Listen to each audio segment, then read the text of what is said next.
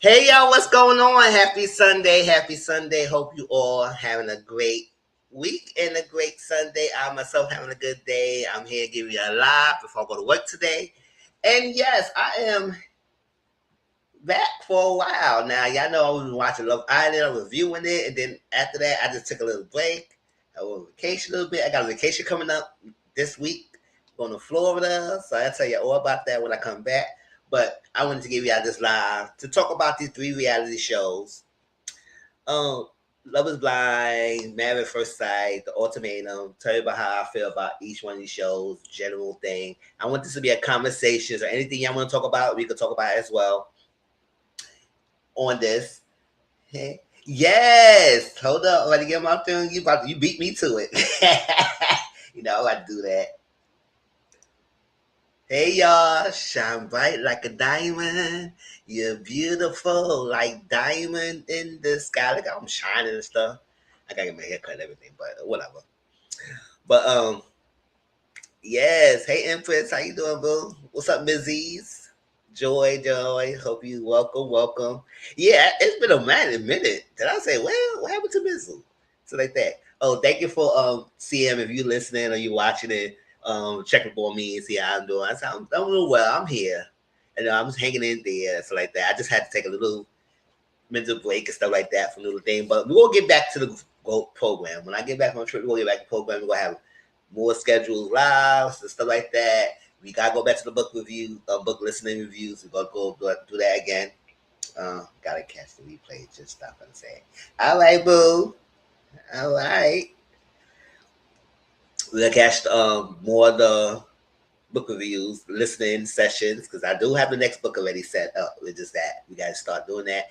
When we come back, we're going to talk about some social topics. So there's topics that's going on social media and whatnot. That I want to get my opinion about things, and I want to get your opinions on things, like especially for the or debate with the women and bi man, that whole debate. Also with the no do rags and bonnets and historically HBCU University or HBCU policy. I want to talk about that a little bit, and some other stuff that's going on as well, dating talk and all that stuff. So yes, you will get Mizzle point of view coming up for that. I hope y'all join me for that because that's gonna be a perfect thing. Because I want your opinions on that things as well as when I talk about it as well. So when we come back, we will do a Mr. Social Corner and talk about a lot of things. And yes, we get down into the nitty and gritty stuff, and then we're gonna continue on our rest of the shows. I do want to do like a reality show blitz of some of the other shows I watched that I don't really particularly review that much, or I have reviewed and I just haven't been doing that much. With the Real Housewives of Atlanta, with Rhode Island, because I don't think I really gave you my last opinions about the show. Uh, Bell Collective, Put a Ring on It, Heart and Hustle Houston. So I might do a little blitz of some of those shows. Morning, CM Boo. How you been? How you doing? You still aggravating people? Yes, make sure you like, comment, subscribe, and share the videos. I'm here. So, hope you get some rest. Sunday is rest day, but sometimes you can't rest when you have children and stuff like that. Always gotta be on. But we just gonna be told. We just gonna have a general chat. It's not so much of a view on view and view. And them folks, old salty selves. I know that's right. Child, they gonna stay bad. Child, you can't freaking take disagreements and debates back and forth without me. And it's crazy, like how people be hear people's opinions or read people's opinions and get so salty about somebody's opinion. It's like it's their opinion. Whether you like it, agree or not, you have to be all upset about it. You go start the name calling, you start throwing the insults, you start all this extra stuff, get upset and mad. I mean, it is what it is. Even with some of these shows, like the Love Island, oh my gosh, that's another thing. Is like, let's start with that first, because I was reviewing it for a while, and then the last week of that show, I just was over it. I was over it. I was not really paying attention to a lot of things. I didn't even watch, normally I watch Family Day because I wanted to see what the families got to say, how they view things. I skipped that. I skipped a lot of dates. That freaking final episode, the finale episode, the dates, I just kind of like just blew past that whole freaking thing. I just skipped over a lot of the scenes to see who the winner is and then and whatnot. Let me see. I'd be so happy with Entree's. Well, I've had to deal with season 7 of Love Island fans. Oh, child! Ooh, is that bad, huh? So I kind of just like went off with that. And then the reunion is coming up on the 31st. I don't even know I'm going to even watch it that much or give you a review of it. I'll probably see it, skim it, and give my little inputs in here and there. But at the end of the day, this season was horrible season compared to the last 3 seasons. Last 2 seasons I watched, season 6, 7. Season 6 is still my best season. And I do want to watch season 5. And season 6 has been my best season. Season 7 was horrible. Season 8 was a trash. And hope season 9, what I want people in the production do is not start catering to the fans too damn much. And I ain't called date was so cute. And Melanie don't listen.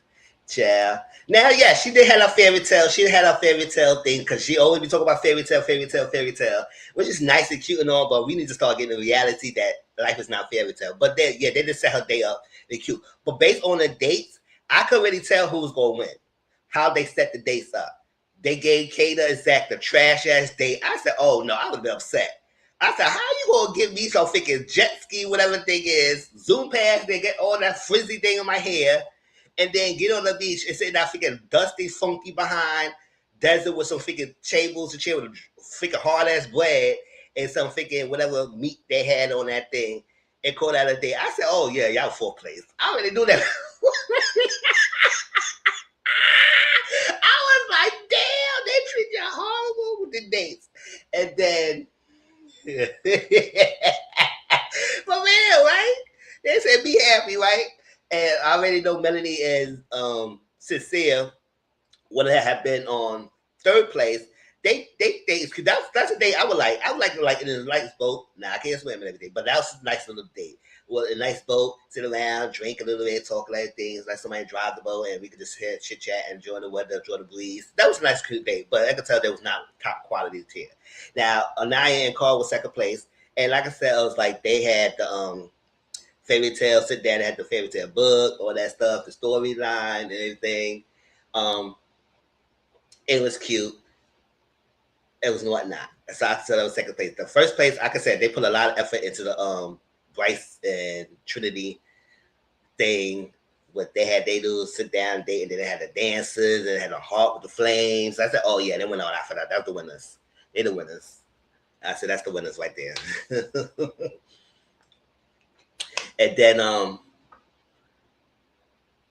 they didn't do the thing that they normally do when somebody get them 100K and then they decide they want to split or keep all the money for themselves. I would say I wouldn't want a season that somebody would keep the money for themselves. It was so freaking talk of the moment, but I don't think in the history so far that anybody will took the money for themselves. Could have been talked about, but it is what it is. I mean, this is a reality TV show. Let anything possible. People get over it. It would be talked about. People get over it, but that's that. And also another thing, why I said I don't want them to keep catering to the fans too much. They changed their voting in the last finale to make the core 4 to stay to the finale because KC and TT wouldn't have beat Kata and Zach for the top 4, final 4 spot if they didn't change the voting. I mean, it is what it is because I didn't vote at all. I don't got to. I didn't vote because by the time the voting happened, I watched the episode right after everybody watched it. So, because I be at work and stuff.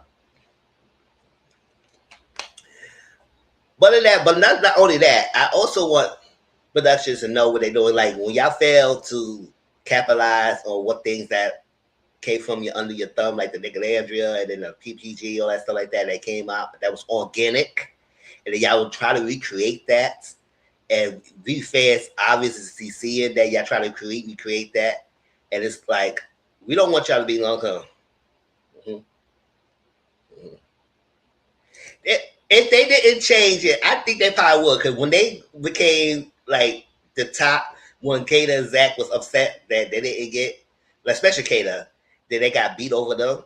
I think if they would have kept it like that, I think they probably would have. But when they made that voting change, it was obviously going to be the court four because they said, "Oh, wait, 4 people, 4 couples that we want the court four."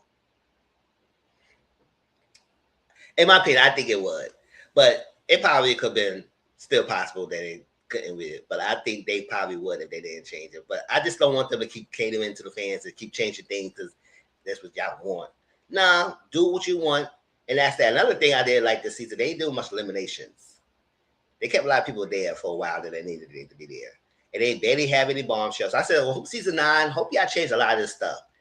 Don't start doing that. Now I kind of threw them out, train of thought. Oh, y'all try to create the things like with the organic of the PPG. We know y'all were trying to recreate that in season 7 when Alandria, Shelley, and Hutter. But that didn't work out because Hutter showed her whole behind.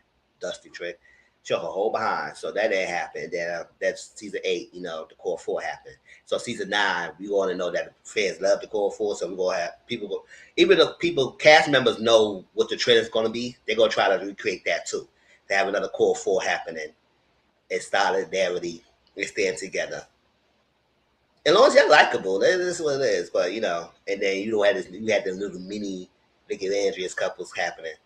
But as long as they be authentic, I just want to be just to be authentic, not being overproduced, not trying to show, not produce yourselves, not to show producing too much, and just don't care about what the fans say and just let it be. And go back what it used to be because yes, Love Island still go rise because it's again a popular show, it's a popular franchise. So no, I don't see the viewership going down anytime soon. But when you're gonna start losing people, especially the hardcore fans, when you start you go away from the formula that would brought people into the show in the first place. You're gonna start losing it. It's gonna rise because of the name brand itself. But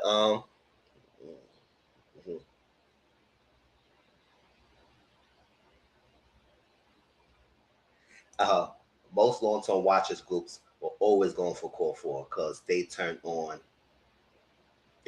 Kenzie and Casey irked them. If it was TT by herself or with Melody. Oh, okay.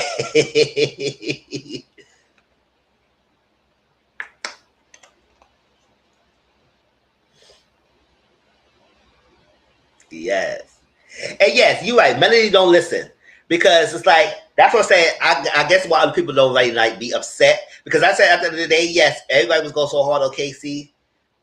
Understand his actions, but y'all really go too hard on him and not on Sincere. And I'm saying, let's at the end of the day, yes, he messed up and he's young. And I have to realize we all have to realize that these are 22 something people in their late early 20s. A lot of them not gonna be fully developed yet in their mindset, how they handle things and everything. So what I don't get upset with this company shows. A lot of people does. And I understand that there is social things happening and we probably reminded of what we went through and stuff. But I want us to take a step back and not be too upset about things, especially with the Star Wars. Like, and it's crazy. I'm sorry, there's folks were over Sincere, Casey, and Kenzie. They were like, "How do we get it up?" Chad.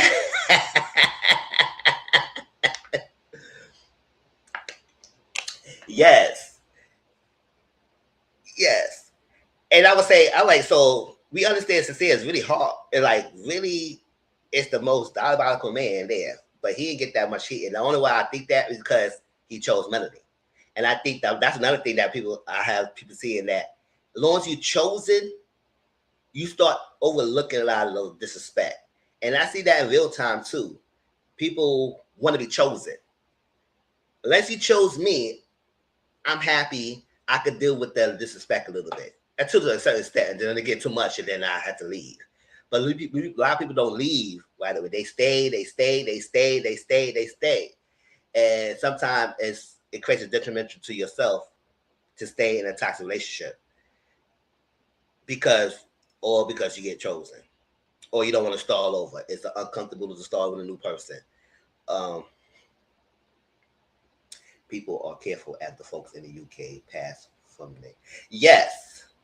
Because people was getting hated on the show. And I said it also shows that the mentality of racism that's happening or the hate that happening on these shows because people was like, yeah, we're going hard on certain kind of people And you have to realize that this is contestants just like everybody else, and y'all cause them to pass away and to lose them live because how y'all putting them or going in. I was like, yes, there are people who are messed up, and you rightfully so be upset. But to go that far, no matter who they are, is like, no. Just let it be. Say what you gotta say. Say your piece. Curse them out when they want to curse them out, and then let it be. Don't even go on the DMs. Don't even do all that extra stuff. Try to dox them. Like that's too much. A lot of fans go too hard, and like I said, a lot of people who watch the show, if you defended Casey, you defended Knight, y'all both all right. You defend a lot of people all right. It's like I don't think a lot of people's opinions was wrong, and it's just that nobody don't want to hear the other people's side. They just want to stick with their side and just F everybody else. And if you don't go along with you say, your opinion's wrong, you trash, you don't watch the show, you know this. I said, how you know they didn't watch the show? They watch the same show as you watch the show. Just because you got one point of it doesn't mean they have to get the same point as you.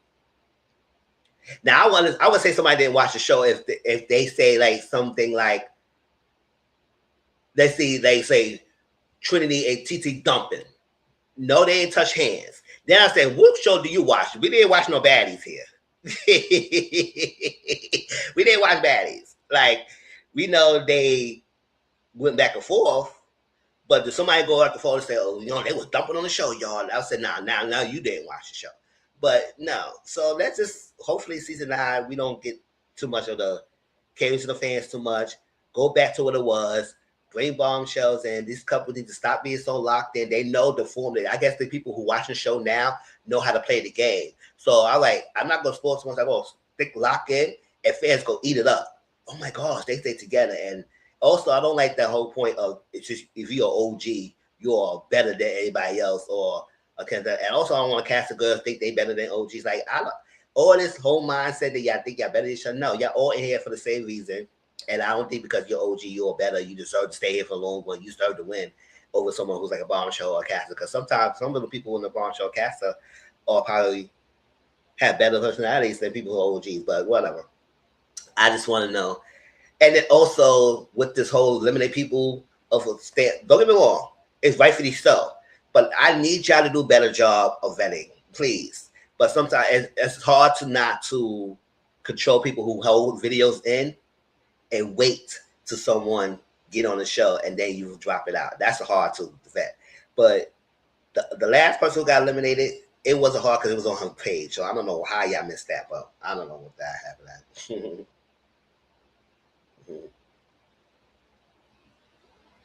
Yeah, Costa Girls versus Villa Girls always happen. The Costa Girls folks gotta do more to stay. Yes.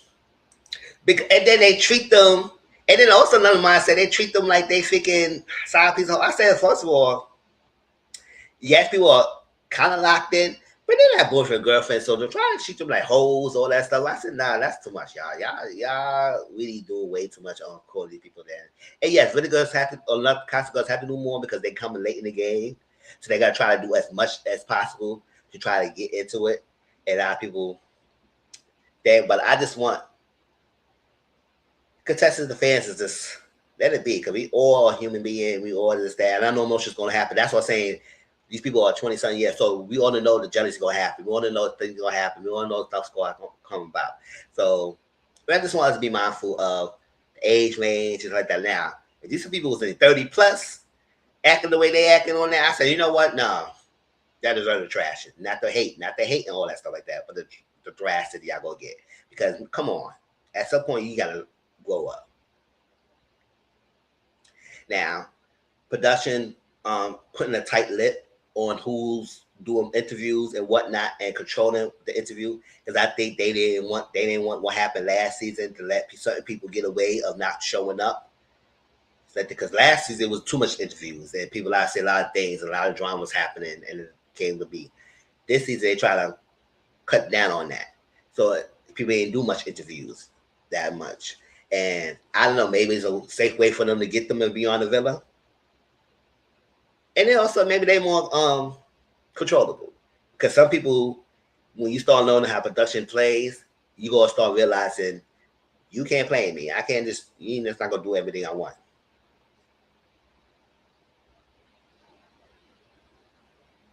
You think they will have most of these folks on Beyond the Villa? I think that's what it's coming to be. Now, I go watch Beyond the Villa because I barely watched Beyond the Villa season 6. That was my favorite season, and I listened to reviews of season 7 Beyond the Villa, but I didn't.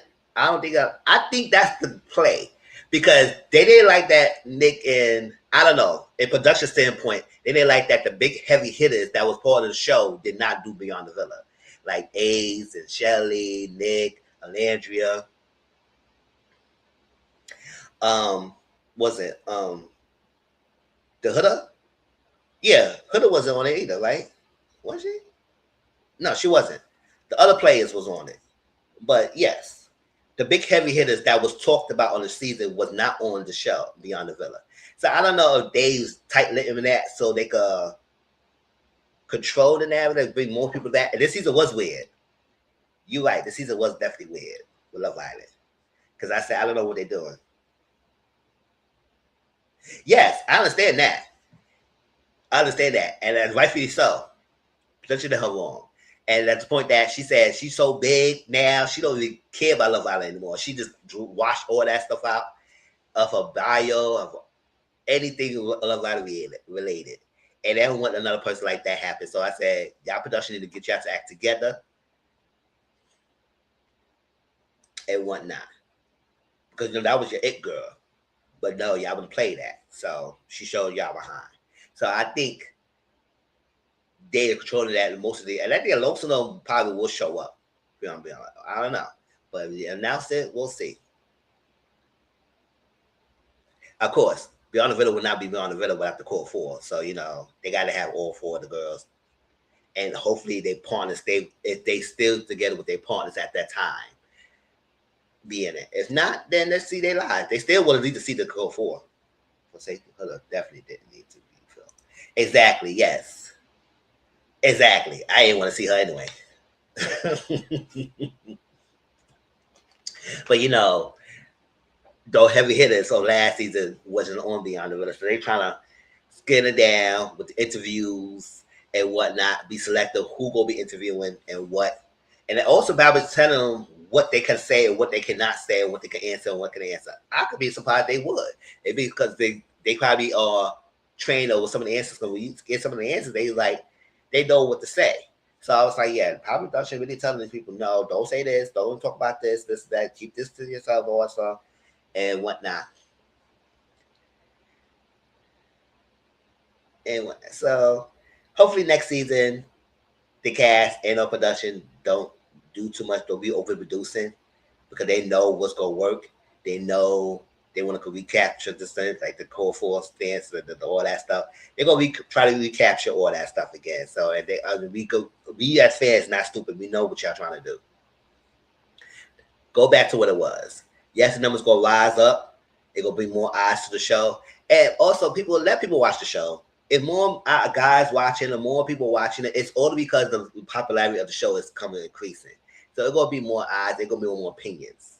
It's not just for one particular kind of group. Yes, more one group was watching it most, but as it get popular, more eyes come to the show. Y'all know that, and that's how the thing goes. So don't get upset with other people watching now and giving their opinions. Just ignore it, say your piece, and go there. Less people want to talk to you and trying to come in your comments and try and give you little paragraphs about shit like that. And I said, no, you keep that to yourself. I will mute you or I'll just go somewhere else. I ain't going back and forth.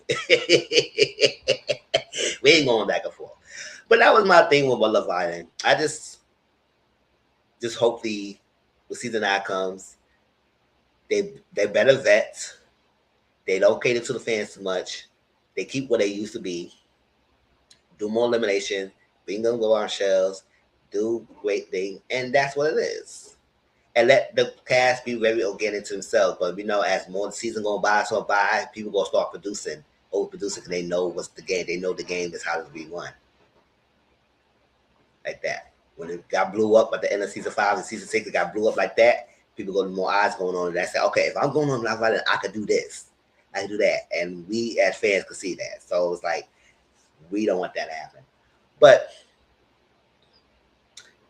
this season was off. That's why I say it's the point that I didn't really have no favorites.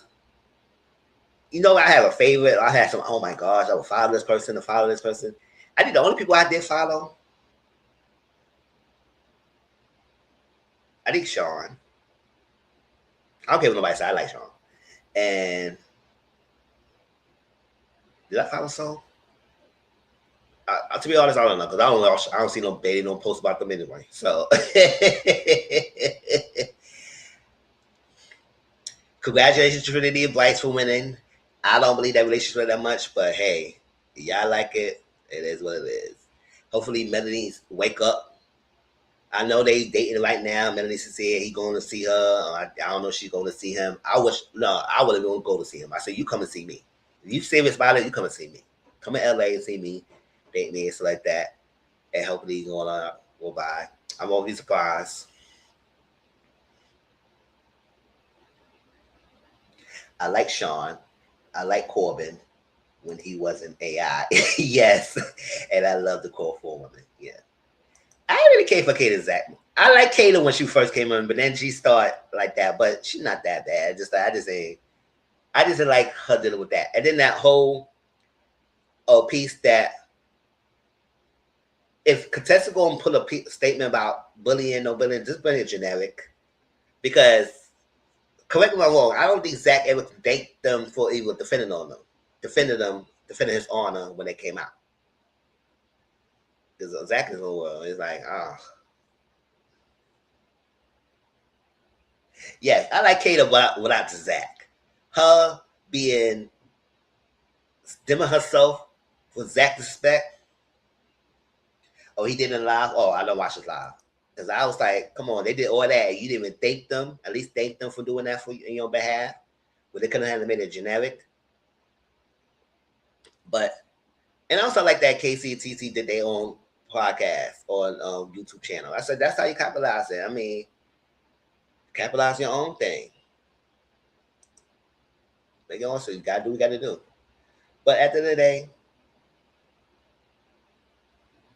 KCTT, hope y'all have a long, flawless relationship. And everybody else. I mean, we do know a couple announcements of last season. Couples broke up. Supposedly, Taylor and Clark broke up. Nick and Alandria broke up. I mean, I didn't believe the People magazine when they first mentioned it. I said, why y'all want to announce something when they always been private? Why is this?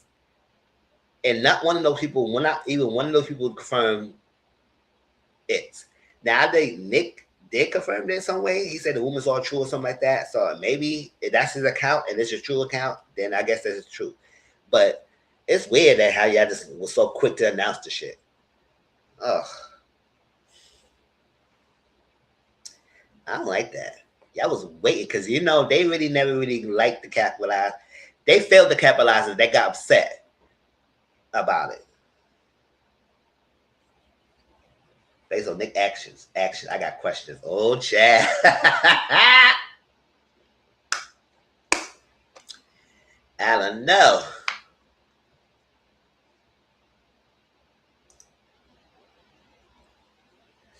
So she did. I believe she did. That Taylor was something else. It was all by him, me, and she was losing herself. Based on the reviews, I think she was losing herself. She wanted to get back what she wanted to do. She wanted to go back what she wanted to learn, be happy about. She was going and catering to him too much and all that stuff, and he was acting weird and went through their relationship anyway. So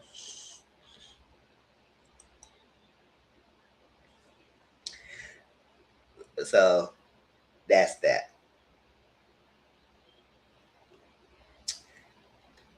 Let's talk about the other two shows. Unless we got anything else about Love Island that we can talk about. That's what I'm saying. When season 9 comes out, let us all just take breath. I know it's going to be staying wars again. I know people going to be standing people before they even got on the show. I said, let's watch how they behave on the show before we start standing them before they get on it and start riding the wave. I don't want to be too loyal to just because they're OG, they be loyal to them. Let's watch the show and let's see how the dynamics going to be and whatnot, and let it be. If somebody make a mistake, a mess up, they 20-something years old, let it be. You can call it out, state what they can learn on both ends, not just one side, and call it be. And it's not being said. But I also want to be equality of holding people accountable, not just one person and everybody else scot free just because they get chosen. Chosen is not the thing that we should be striving for, because we get chosen all we want, but it's the respect that's coming after it in all levels. So I think we need to start looking at, oh, just because she chose her, it is what it is. And even the contestants overlook a lot of things. Oh, even because she came back. I said that also, we can't also get mad when she keep going back to it too. I'm talking about Melanie. So I said, well, Mel, we can't get upset for you if you not upset, girl. So you want to keep saying with that, go ahead. He ain't going to change overnight. He could change, but it's going to take a while. So good luck to you, girl. And the rest of y'all. But and also, fans, can we stop creating false narratives about people being broke and stuff like this and all that stuff like that? We don't even know, like, people were jobless. As I said, if we listening, some of them had jobs before they even got on the show. They just don't talk about it as much. So I don't know. Sometimes people create a rumor and then everybody start going with that, and it just starts spreading, and we don't even know where it came from. So that's that with Love Island.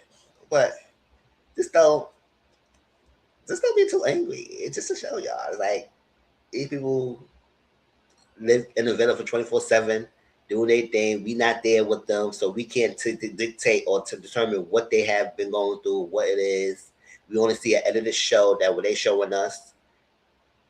But also, I need the contestants to know that you have to see why we responded the way we are. That's why I feel like every contestant who be on the show should watch the show back, so you're prepared to see why we say what we saying, so y'all can know why we saying. And no, it doesn't take away from your experiences being a villa. We cannot dictate how y'all experience your villa because y'all was there 24/7. Y'all was there. So it's very tactful for fans to tell you, no, that's not what happened. I said, no, how you gonna tell them what they went through? No. We only show what we see, what we have seen, and we can tell you what we have saw, the edited version. But we can't tell them what they experienced. But also, contestants, you got to see what we had experienced by watching what we saw, so you know why we acted the way we acted, or what's happening, why people felt the way they felt. It's like it's always go both ends, in that. So that was. Now, have y'all watched Married at First Sight and the Ultimatum of those two shows? And we can still talk about Love Island if y'all want to Love Island if you want to have anything about that. Married at First Sight and the Ultimatum. Those two shows was not bad. Now, Married at First Sight, let's go with that. I like they changed the counselors. It's on Peacock now. It usually be on Lifetime. And baby, they been dragging that episode on Lifetime. Because especially the beginning part. Oh, your pressure was up? What the pressure was? Let me, what's your pressure? What got your pressure going up? Because I watched both of them shows. I like that they changed the freaking counselors in Married at First Sight, because Pastor Cal was okay, but he wasn't all that great to me. Y'all know I couldn't stay in Dr. Pia. I was over that shit. Done. I couldn't stand Dr. Pia. And Dr. Pepper barely was around that much. So it was like, so that's that. But yeah, they don't get me wrong, they are acting. That's why I'm saying when seasons go, like we get season like season 20 and seasons out. That's what I'm saying. These shows, reality TV shows, when it be good in the beginning stages, and there are some particular seasons that's been very authentic, but we have a lot of seasons where people really know how to play the game and they're acting their asses off, and they know how to make this show to make people get riled up. They know how to play the game. They're not being too serious. They get on the show for what? For fame, notoriety. That's the same. But don't get mad when people call you out on that. Y'all don't understand. Y'all no. You was very performative. You was acting. You was doing all this stuff, and you got the stuff things to say. So I like the what's his name, Dr. Paul, because he was also doing the Married at First Sight. I think Australia or UK, one of those two. And I like how his approach a thing, because I like how he called out people out, and I like how he called the men out too, especially like Adam. Because Adam, I don't know what he get from how he get from all seriousness in the first episode to come on being jokester now. I said, no, you flected. Where that came from? Where that switch came from? That 180 kind of 180 personality that came from? Because you was all freaking serious. Oh, she drink. Oh, this is not how I gonna be like this. She gotta do this. She gotta do. He was very stern. And to the point, I was like, boy, calm your ass down. Why you so judgy? Like you the ish. You got all these people, all these potential people to be with, but not serious sitting down with none of them. And I glad that the part make him call the girl up to say you got to end because you're gonna be on the show. No trying to dig around, dag with that girl having a back pocket when you on the show being married at first sight. And how were you in a relationship, entertaining someone and you signed up to be on a show like this when something was going good with the person? And I say you was no good. That Adam, that freaking red hair Adam with the jet ski thing, he all that with that freaking dusty ass bachelor pad, freaking lake house. And every freaking sentence, jet ski, jet ski, jet ski, jet ski, jet ski. That's a lot. So I like he called him out on that. And you know, the Felipe with him running his own bar or restaurant where he wanted. What he wanted? He wanted a nightclub something. He wanted something like that. He owned or something. A bar nightlife basically. And to your party boys, bar parties, and then get on the show, be married at first sight. When he used to be an ugly duckling, and then he became somewhat cute. And now everybody was on him, all that stuff, and then he on the show. The after show hype has been lackluster. Ability and Carnarian didn't even look good together for real. It wasn't given how they thought. I don't know. Those like I said, I wasn't really feeling a lot of couples this season either. Lorena as well.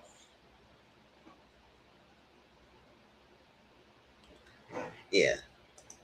Because I don't know. Because we didn't have much conversation with how Bernadine talks. Only what they show us. But most what they show us, it was mostly talk about other couples and not so much. Like, I was like, all right, Trinity, you never dated with a white man and you just all of a sudden you just all gung ho with him. So that's fine. But is he low key?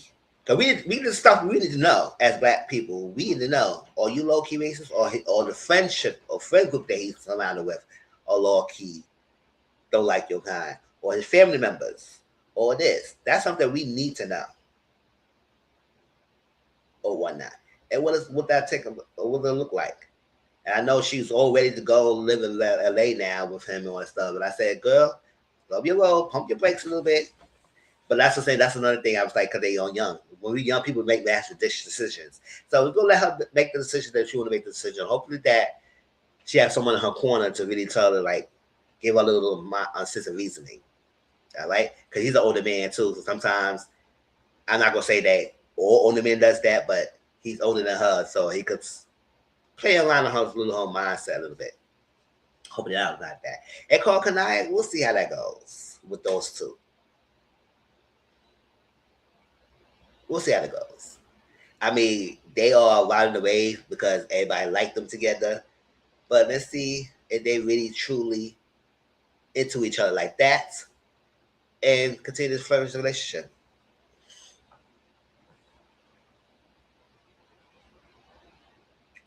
Flourish the relationship. But yeah, that Felipe and this other thing. And then Mecca's father is hilarious. But it's like then some of his father saying getting in his head is kind of not. He's starting to act different, and we're gonna talk about that in a minute. And then Sean, oh my gosh, ugh, ugh, all that stuff. And then we got Devin, and we're gonna talk about all that. And then in the ultimatum. Oh yeah, Dr. Paul. I like that Dr. Paul, and I also like Dr. Lisa too. So those two together is good. And I also like that they do the group therapy sessions this season, and other stuff, and also individual sessions.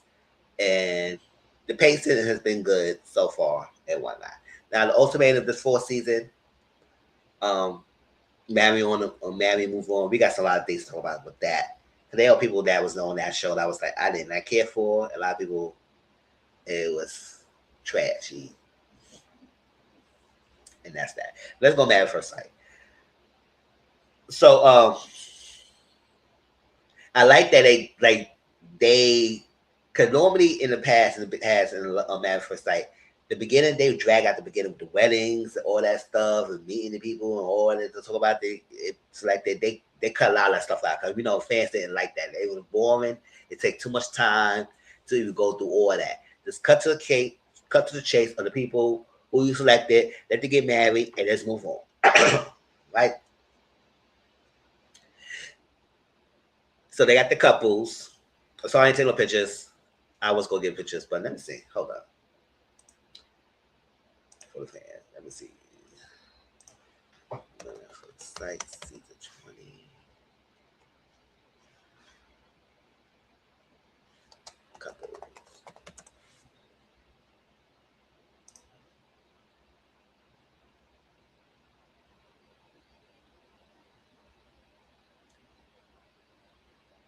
Okay, there's a couple here. So let's start one at a time. Let's do this. Let me show y'all some of these people.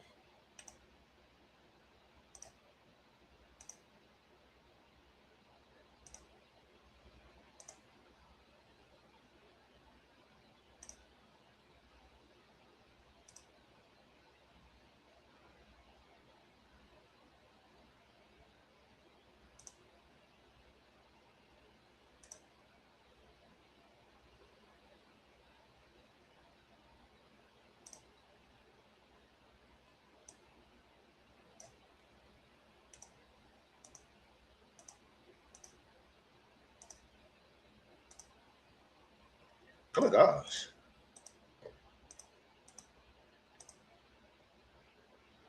All right, let's do this. Let's do this one at a time. Let's do that. That's good. Oh. Wait, let's stop sharing. And share the screen.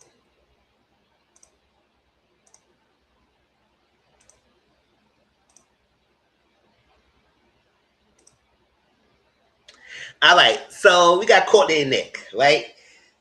So when I saw the show and I saw Nick, I said, yo, he looked very familiar. I said, yo, I know this guy from somewhere. His face looks familiar because I said, I watched The Circle. I watched a lot of things.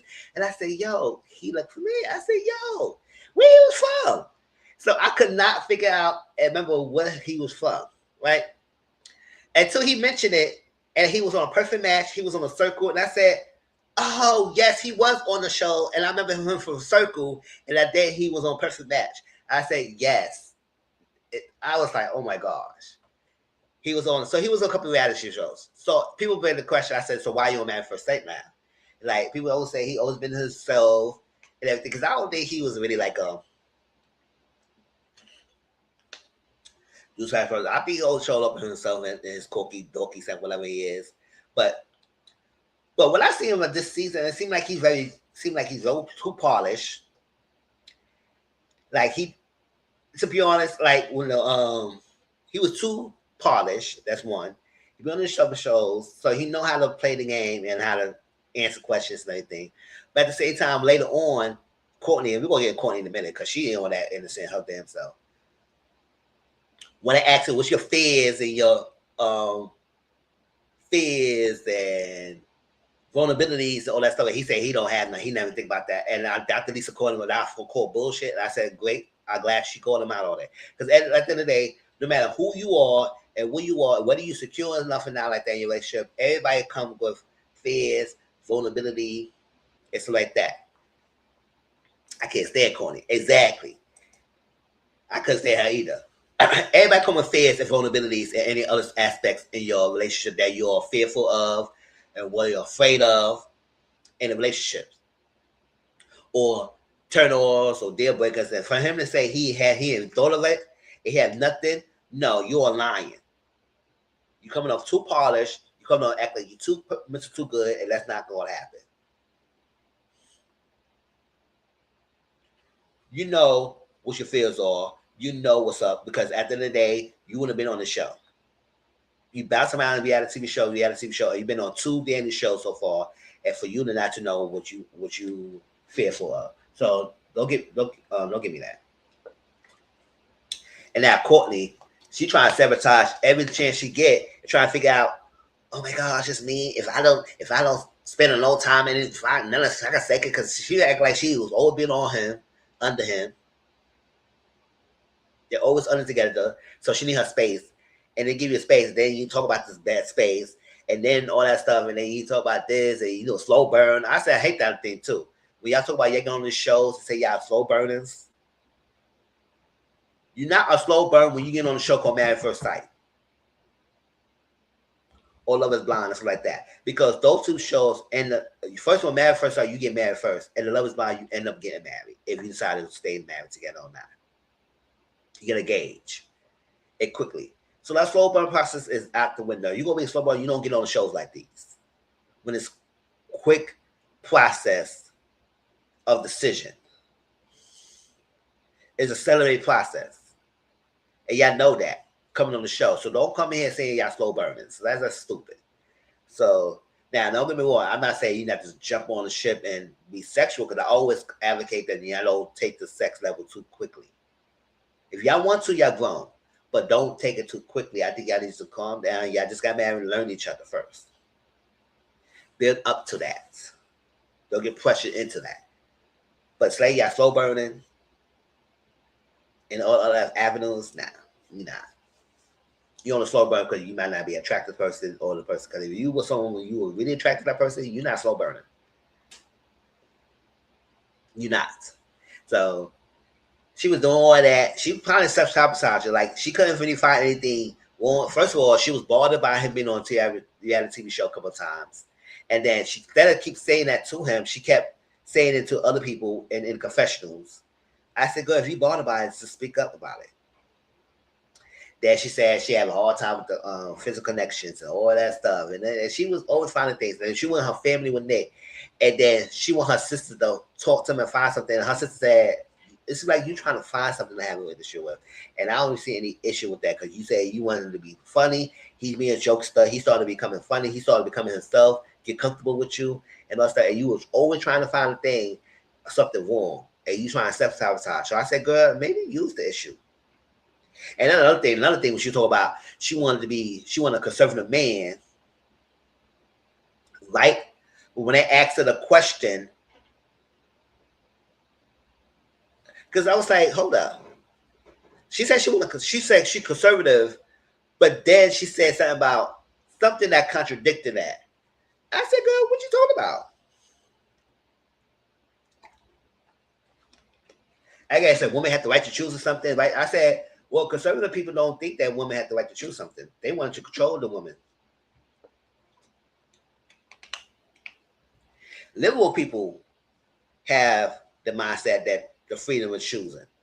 Because other people don't want you to have the freedom to choose. They want to control every aspect of it. It's a patriarchal society. For her to say that, I was like, girl, are you what? And then when they asked her what's January 6th, well, everybody and their mother know what that was. And she didn't even know what the hell that was, and they understand. I said, girl,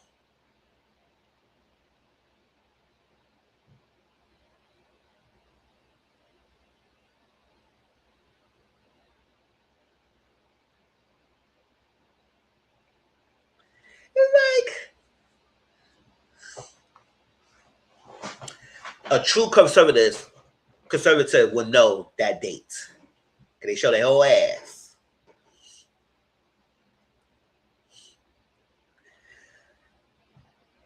So I think she said she want to go deep. And I said, girl, you're not even deep yourself. So if you're not a deep person, how you want to expect somebody else to go deep? And the fact that he's too polished and you don't go deep, y'all relationship don't go anywhere. It's a standstill. So you try to find a reason to have an issue with him, even though you don't have no reasons. And then you say things about, oh, Adam is the most handsome man here, the better looking man than everybody else in here. And then you be saying some things that blurt things out and not realize you're saying it. And then you get caught out on it and say, oh my gosh, again. I said, girl, stop.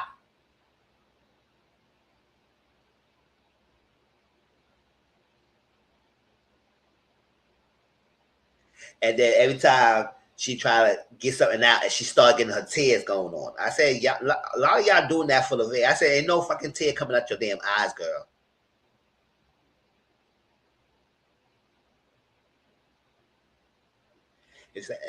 I was like, I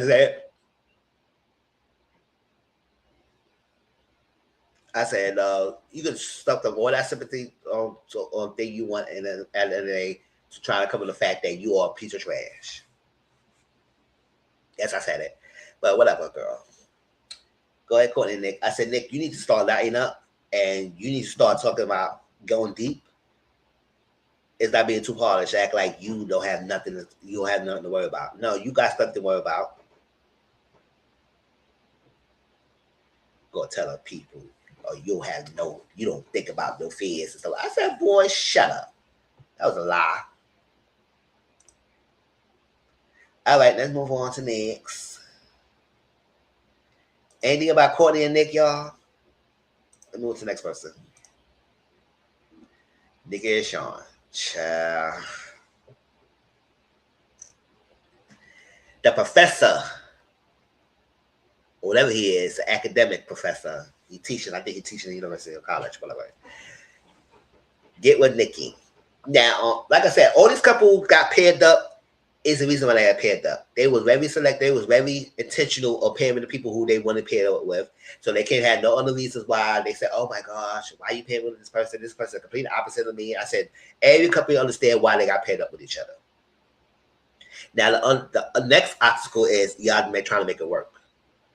If y'all can't make it work. Now, with Nikki and Sean, on paper, they both are great. But on the actual reality, hell to the no. They butt heads a lot and whatnot. And a part of it was like, okay, when Nikki saw Sean, like he was very excited to see her. He liked what he see. But when she saw him, she said, "Oh, I'm supposed to wait for my groom." I said, "Your groom is right there in your face, girl." I said, "It's right there in your face, girl. Where you at?" Yes. So her mind, she didn't really find him that attractive like that, which is fine. Because it's the first time I meet someone and whatnot. Sometimes people may hit it off and say, oh my God, this person's fine as hell. And this person say, and you had to grow into attraction. So that's that. They talk and whatnot. But this guy got some sexual thing going on with him. He just so sex deprived, like he act like he never got something before. The sexual innuendos he was doing, all this stuff, and trying to rush in and trying to act like he can get in the bed with her because now he married with a woman. It's like, so you got a man first sight so you can have sex, girl. Well, you can do that anytime. So it was too much. And then they having conversations, and to me, I don't care what nobody said. I see like Sean was trying to gaslight and egg the thing on, and then she matched the energy. When she started seeing how he moved, then she was matching his energy. And sometimes matching energy doesn't always work. But at the same time, I was like, because when he asked the questions and stuff like that, he asked the question, she would answer it.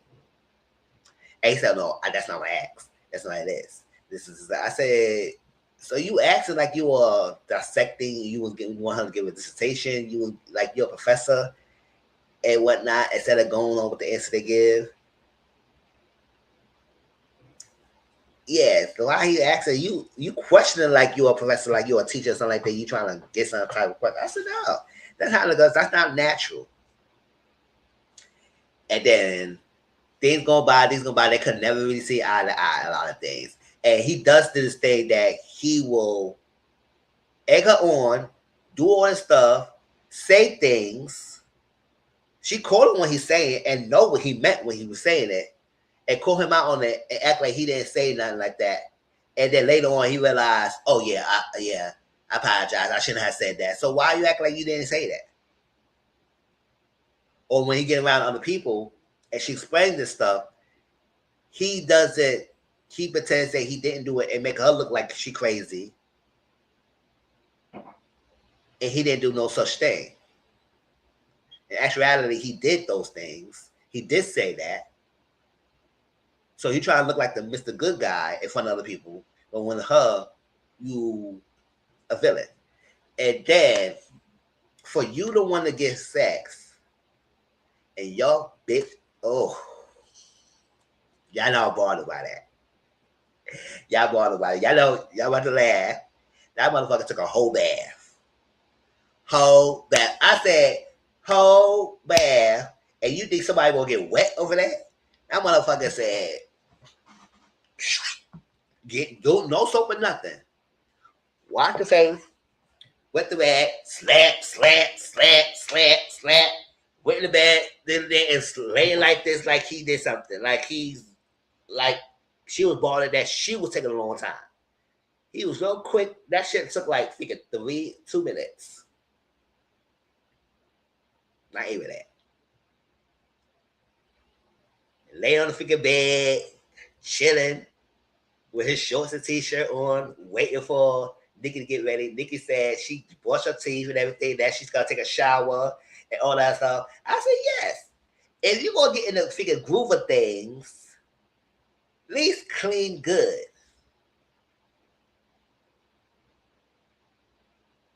Now, if y'all were attracted to each other, y'all could have took a shower together. Y'all could have made it fun.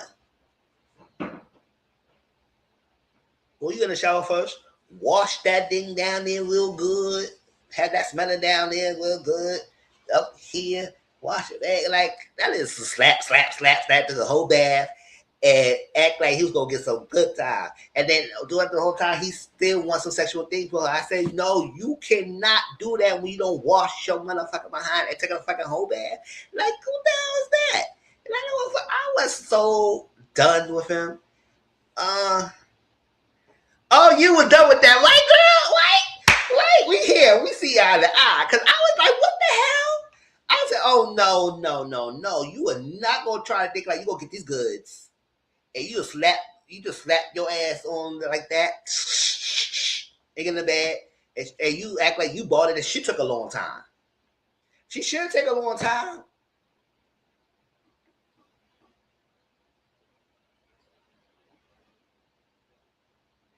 And then you want sex? No. That don't get me turned on. Now I know a lot of people like them funky, musty stuff. We didn't talk about y'all. Like them funky scent, the man said you like when nobody take a shower, you want to get another sweaty gin stuff. Nah, we ain't talk about that. We talk about people who want to get like, listen, if I'm gonna meet with somebody, I'm gonna have sex with, I'm gonna take a shower, things, all that stuff like that. I gotta smell good.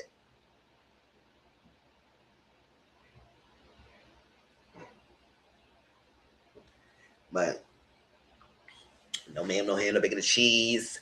Now I didn't watch the latest episode, so I don't even know um, what went transpired with them. But I do want to say when they were talking to Dr. Paul, they rate the relationship. She said it was a 2 out of 10, and he said it was a 7.5. I said, how are you rating that thing so high when y'all two never really got out of eye? So he was playing the fun. He was playing it.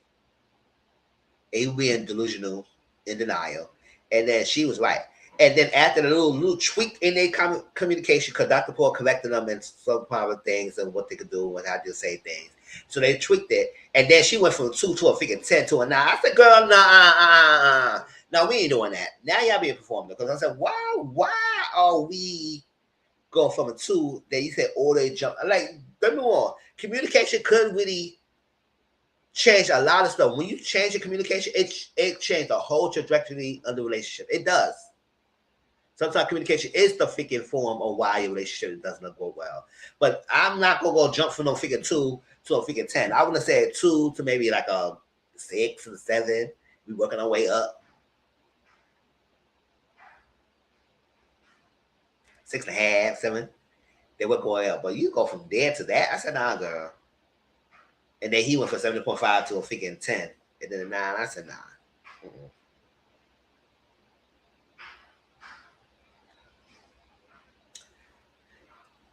How that's that? But him, he's something else. He's something else. And the fact that he wants sex on this girl, and she keep telling him she want to take it slow, she want to build the attraction. And it's like, you know, at the end of the day, now he has a dad bod. His dad bod's not sloppy and everything. He don't look that bad. Just that you the way how you are, you don't want to use soap and everything. You don't want to use stuff. You say that's not great for you and all that stuff like that. But you expect to have sexual thing with a woman that who into hygiene, like boy, bye. Move on to next. And the fact you 40-something years old acting like that. Ugh. Next we got to Caitlin and Devin. I think the issue with this relationship is that at first I did was for like Devin, calm down a little bit. Maybe you want to be too ants about oh, show me words of affirmation. Tell me how good this that. Physical touch. He liked the physical touch. It seemed like words of affirmation, physical touch is like his dominant love language. He want that. He want that. He want that. He want to be 24/7 with the person. Because I think the part of it is because he's a rugby player, so he mostly away doing games and stuff like that, and season and practice and all stuff. So when he come home, he want to spend a lot of his time with his partner. But on the other hand, Kate is not like that. Kate is one of the girls that she was like, I need my space. I need my time. I need this. And she asked for way too much space. Now, get me wrong. That's a part of the reason why some people was like me, when I tell y'all that I want to live with my partner. I think because I have that mindset that I want my space and everything. But at the same time, y'all know my love language, quality time, my predominant one, quality time, difficult touch. I would like to spend time with my partner, especially if I'm into you. I want to spend time with you, but at the same time, I want to have my own space.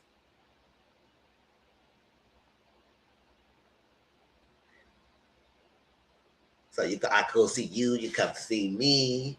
I can spend the night over there sometimes. You can spend the night with me sometimes, and then, but we all have our own separate apartments, like that. Because it sometimes it works out, and realize.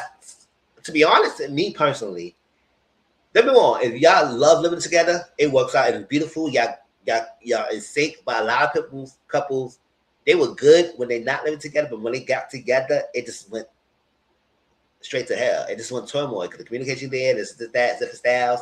Sometimes you be better off if y'all don't live together. Now I'm not saying y'all. The only thing if especially you don't have kids, if you have kids, then that's a different story. Then y'all just start trying to work it out. Even with the kids thing, sometimes they can see the dysfunction of family in the household. So you gotta do what's best. But with that being said, with her and her friends, so it was one thing they sit down with the friends, and one of the friends said, "Oh, we all like the same thing. We all like Caitlin. We all the same thing. We just want our space." Because one of her friends said she was a whole month away from her husband, or something like that. And I said, first of all, he just went to tell you that he like to spend time with his person, a lot of time with his partner, and then you gonna tell him that you will stay a whole month away from your husband, no communication. That's bad. I said, girl, I'm sorry, but yes, even me living in my own spot and don't want to my partner doesn't mean I want to stay away a whole month without speaking to my partner and not being with them. Oh no, that's not gonna happen. No, man, I don't know what the hell kind of program you going on over there, but they ain't flying by over here. So for that, so at first I was like, David, calm down a little bit. Maybe she's just adjusting. This is something new, and just go that. But then I started realizing, I said, maybe she's doing it way too much now. And now he had to dim himself a little bit to fit what she did. And I said, no, we gotta have a balance. I said, Caitlin, you gotta have a little balance with her. So maybe y'all need to figure out what it is. It's like y'all living together right now because it's a production thing. But when y'all in your own thing after production, maybe in your space, in your spot, maybe see what days you could come over there to see him. He could come over to see you. What he got to do, and this little hand on his hands, or just put your leg or foot on his lap when y'all watching movies together. A lot of simple things like that. He probably like that and whatnot. Or spend a little time with that. And then also they have to understand that maybe she needs those social batteries not to be on you on 24/7. So maybe some days.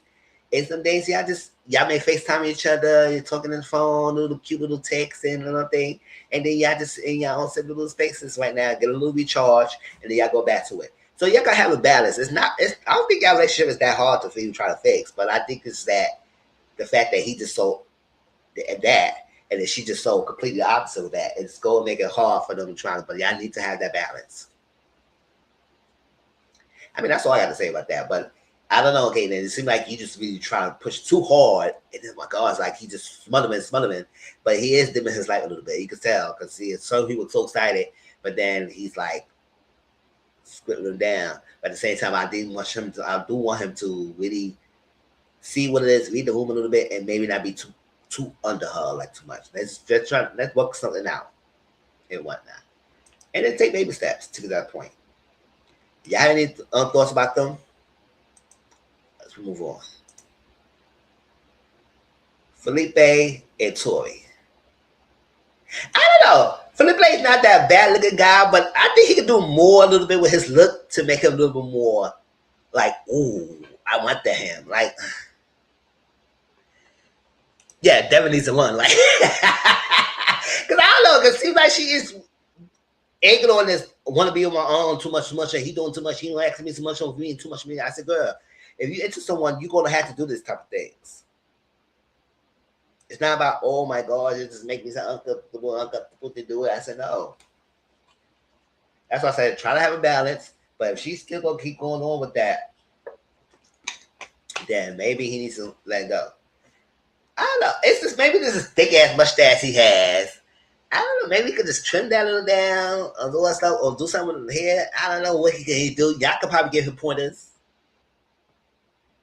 Because he said he was coming from a person that they had the looks and that he worked on himself, got his looks, and then people on him like that. But I said, I don't know. It's like he's not bad looking, but it just seems like maybe it's part of, it's not about his probably look at how he postures himself. Sometimes he postures like this, he be a little jokesy. It's like that. So it's like it just trying to make him look like dorkish ugly and not cute.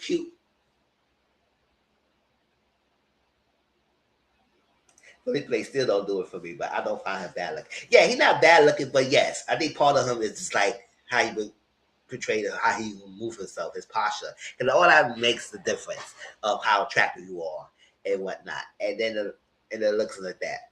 Now, he was like a whole party person and whatnot. Him and Tori do look good together and whatnot. But he also about his passion. Because part of that is like, because he's a nightlife or he work in a restaurant or he owns a bar and everything. He always surrounded by the people and women and everything. And he always had that adrenaline high. And then he always act like once he get that there, he always worry about if the passion gonna burn out and he gonna realize he's gonna be burned out. I said no, because you always have that high, you always have a connection of the next person. So I don't want you to get in the aspect of say, oh, the passion. Now the passion's not out, and the curiosity is there. That I like Dr. Paul told him, like, change the word passion to curiosity, and learn Tori more. Get that. Then you will find more, and you get more excited. That's how his father was telling him, was like, listen, it's gonna be down times when you're not gonna be always up. But when you realize in the back of the day that this person is your person, it's like you can see that person, you know what? I want to work with this person. I want to love this person. Even when we down, I still think about the person and whatnot. And maybe it's not the passion, it's about the curiosity, it's about learning the person and knowing that the person got your back and that love that you get. And sometimes that would make something that would make a lot of relationships last. When I see people be together for a long time, and a quality relationship is good, and they tell you that it's about learning our partner and we communicate, even though it's not always up and down. We always know at the back of the day, we always love each other, and it's there, and we have a mad respect for each other. That's what it is. So him, this passion is going to no. It's like you want to always try to always that next drilling hit because you're always surrounded by people, so you can always have the access. And I said, no, you are married now, so you trying to have access to other females. It's not going to be happening like that. No. You gotta learn to love this one person you decided to be married with. If you didn't want to do that, you should not gotta marry at first sight. Period. Now Tori did she did rejoin herself after they had sex. Now I don't know what happened that made them have sex then. Man, I know it was like I said, in the moment, the kissing, all that stuff like that, but they had sex. And then she said the sex was bad. She just said that it just went too fast. Not fast as sex, right? I think she just said she moved faster than she wanted to do. It took us a little slower to get to that thing. But it wasn't about Felipe. I think it was more about her. And she just, after that, she got out the bed and slept on the couch on her own. Now, I don't think he even knew that he got up. I don't know. I said, I don't know. Y'all slept in the bed together. How you know she would get up and get the bed going somewhere else? But she was drawn to the bed, and maybe she felt like it was too much, and we got to see that happen. So maybe she had to work on what's going on, and maybe we'll see what led her, and maybe it's like maybe take it a little slower. And that's when he talks about that. I said, no, get curiosity, learn each other, move on, and then maybe the fire will come back on, and the passion, what lead the passion, the curiosity, the turn on will happen. But with those two, it is what it is. Anything else about Felipe Torre? Let me see. Melissa Adam. Oh, child. Adam was that type of guy to think that because he made look so good, he got a nice body, he worked on himself, that he could do whatever he wanted. Because after the day, like we were saying, how you went from that first episode, he was mad serious. Oh, she was drinking. I don't drink. She was doing too much. She had one message, all that stuff like that. She got to do this. She got to be this. She got to be that. She got to be in. I have a day's planned for us when she comes to the house. I got this schedule. Like he had things set up. I said, why you don't say room for what she want to do? It was all about how you want to do things and what you want to do, jet ski, this is that, your house. And I think you want the person living with you. I said, and then you have a person, like a homeless person that, don't get me wrong, I like that he want to be helpful someone who need a place to stay. But I said, if you will have your wife coming in with living with you, that person coming out can't stay with you. I'm sorry. No ma'am, no ham, no bacon, cheese. I'm sorry. Unless she's okay with that. If you're okay with that, then that's fine. But I don't know. And I said, nah, we can't have no house like that. I said, why can't you use that house as your personal lake house or whatever, summer house? If you get a house that's like in between whatever you need to do, find a place together, it would be work for us. Because now I'm not going to try to live in there. Shall, even Melissa said, and Melissa's place was clean. Now, yeah, he went through all that seriousness. And then he started becoming a jokester and started being performative and doing things to get a rise out of people to avoid going deep. Because their relationship was more physical. They was doing a lot of kissing. They was like, I think they had sex a couple of times, but that was all that the relationship was. It wasn't anything deep. They didn't really discuss anything deep and whatnot. Like she talked about her father, how her father they walked her out, and then she had a good relationship with her father. That's something that he could have had dive deeper with her, but he didn't even learn about that until that group session.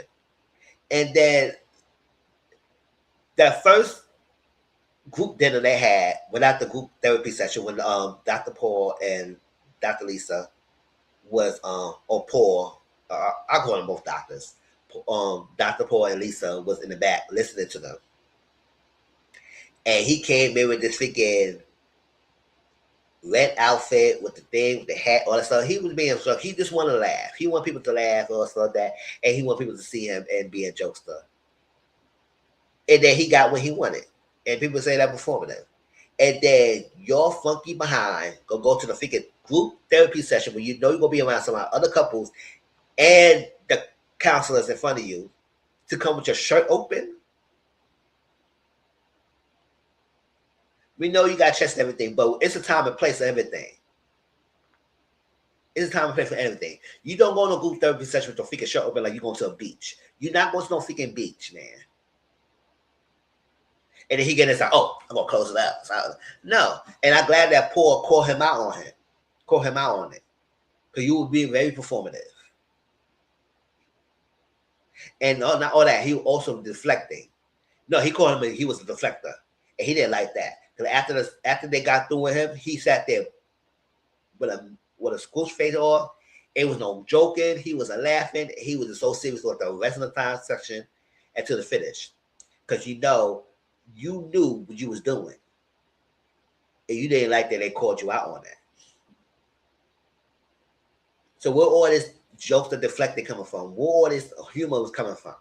Because you was not acting like that from the beginning. And that Dr. Paul did call him out on that too. He said, at the beginning, you was this way. And all of a sudden, then you start becoming this little jokester, humorous person. And I said, where this joke coming from? Like, are you trying to hide to try to show up who you really you are? who is I think is that person we first saw. Now, who is the first real Adam? Is the person we first saw, or the person we seeing now? I think the person we seeing before is the real Adam.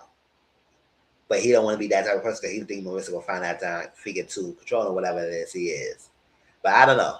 We'll see who the real Adam is, or this Joseph is the real Adam, and he was pretending in the beginning of the episode.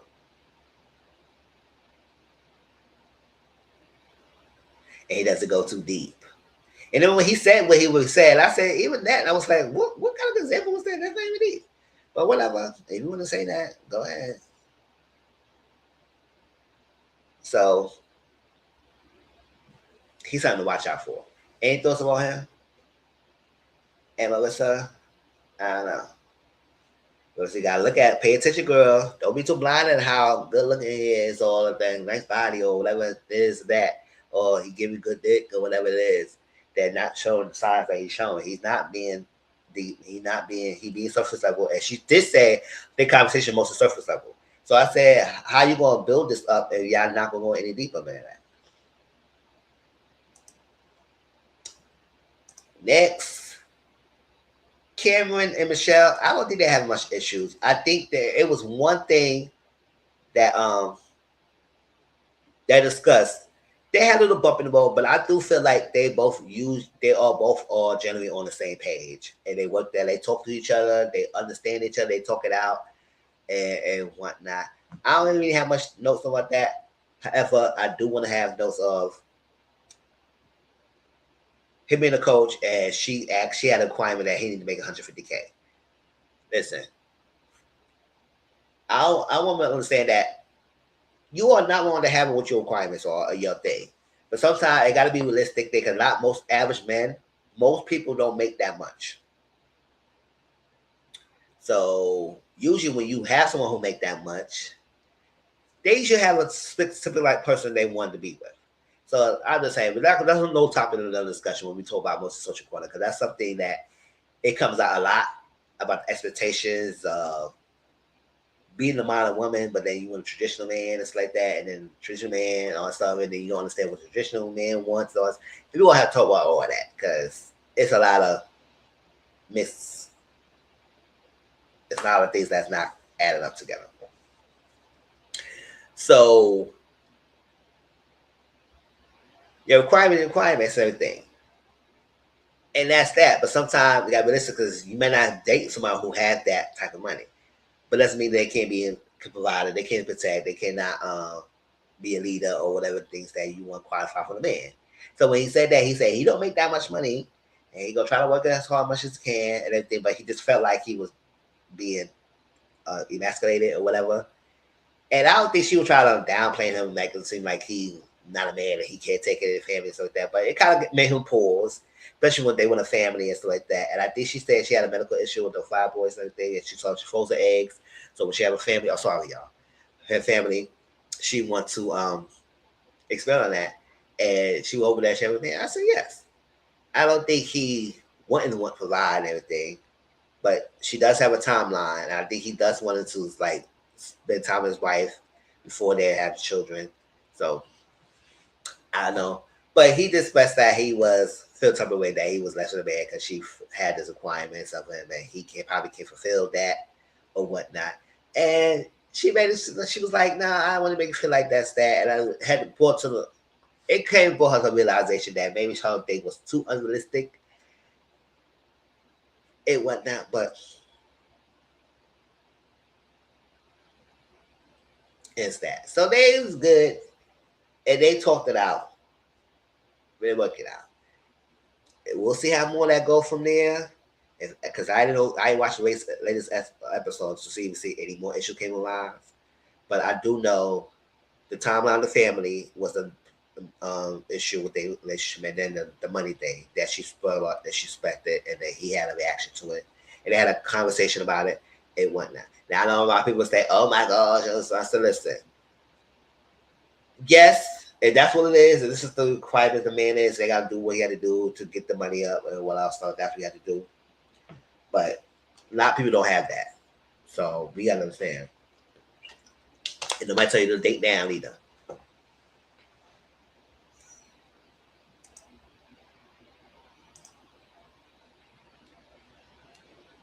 Belle Jolie. Belle Jolie. I love saying her name. Her name is so beautiful. But they call her Belle for her. Belle Jolie and Mecca. Now, I think Belle Jolie lately it started getting agitated. Everybody calling her husband, performing whatever what your husband is. And I said, Belle Jolie, you need to start looking at yourself and understand why people saying that and understand that girl. Because you got the dick now and everything. And you attracted to the man. That I know you want to defend your husband, but come on, girl. Because how we gonna go for that conversation? Then you start acting like everybody's calling your man out for something for nothing. I said, no, they ain't calling him for no real reason. And I'm gonna tell you why. So Belle Jolie and Mecca, they look good together. They look like they are perfect for each other. They similar in the ways. They have like a solid friendship. They have a similar mindset. Everything. So it looked like a reason why they got paired together. Great looking couple. Now the father put in his mind about the kiss because she ain't want to kiss her husband in the mouth the first night. She just took the cheek. So when they're gonna cheek, he's that other cheek. She's got the tongue. She sprung. Something like that. He said the tongue is sprung and the cheek. He said you're not with it or something like that. So at that mind, he kept like playing that over. He said she didn't want to kiss me in the mouth. It's like that. So he started putting seeds in the thing like she's not into him like that. Whatever. Or he might not be into her like that because she didn't get the kiss that he wanted, or get the kiss that he wanted. So that's that. As they go on, you can tell that they really bash with her like that. But then we understand like that she was into him a lot. She was into him. She would initiate things. She would be more affectionate with him, be touchy feeling with him, a lot of things. And she was. And she did tell him, and she gave him a green light. He said, listen, I don't want you to feel like you to walk out and share with me. I'll give you the permission to lead there. I give you permission to come on, lead into me. I'll give you permission to hug me or kiss me or lead me, whatever the thing, the affectionate part will be. She gave him the green light. So at this point, she was really into him in the more affectionate part, and he would lead and take charge in the affectionate part of it in relationship. Instead of just staying friends, because they married. So we just can't stay friends and laugh and tell each other jokes. We also got to be intimate partners. So she was taking more of the lead on that part, and she gave him a green light to take more of that. So you say, oh, I guess he was in the head and he was trying to hold back. Until the conversation came about the attractiveness. And I said, oh boy. First of all, that was a bad question. Even the experts told him that was a horrible question to even ask about level of attraction of each other.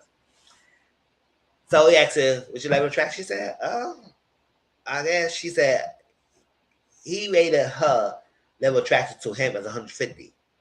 He rated his attraction to 80%. I said, oh, child. When he said that, she took the completely step back. She said, oh, no, I don't want my man thinking that I'm on into him and he's not into me. And the man's supposed to be all into the woman like that. Because I don't want him acting like I'm a desperate housewife, that I'm not reading the signs that he's not into me like that I'm with him. And he's not going to say no and taking it and whatever. But then, and my attraction level is way off the roof, and you a lady. And then when he realized how she reacted, then he tried to bring it down. I said, "No, you ain't said it that she more attracted to you than you want to her." So she said, "All right, since it's like that, she gonna push it back and let him take the lead." And when she started doing that, and he did realize that she started putting back, because at first she was on into him like that, and then she took it back, and then she said, that he took more lead. I wonder what his exes look like if he dated white, because I recall she saying she wanted a black man. Did she say if he had a preference? I don't remember he said he had a preference. And yeah, I do agree. I do want to know who he dated before. Yeah, she definitely said she wanted a black man, but I don't remember if he said anything.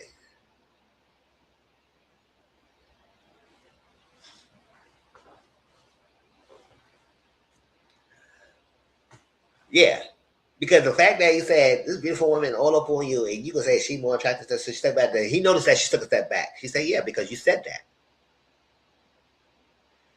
And now when they had that first group dinner, when the counselors was listening to the conversation, he said, "Well, he's a Banjolet, ooh,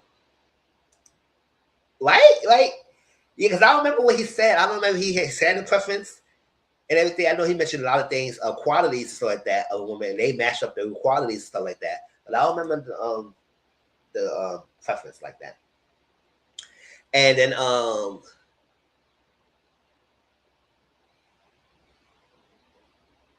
a group dinner, and they was asking about, he said, well, when I saw Benjolet, I was like, she was good. I saw that drunk and everything. And all now, Melissa, what's her name? Melissa, right? Michelle. And I think Mecca know each other for some weird thing. They know each other. And she was like, he was a little bit performative. And she called him out on a therapy in the group therapy session, and she didn't like that. Belgian lady didn't like that either. Because she said, all right, everybody trying to nitpick. I said, nobody trying to nitpick him. It's the way it is. Because I said, conventionally, you got to understand. We had a conversation of attractiveness. He said you was more attracted to him than to him to you. So if he was saying all this, oh, that drunk in the trunk, and I was like, oh, hell yeah, he making everybody laugh.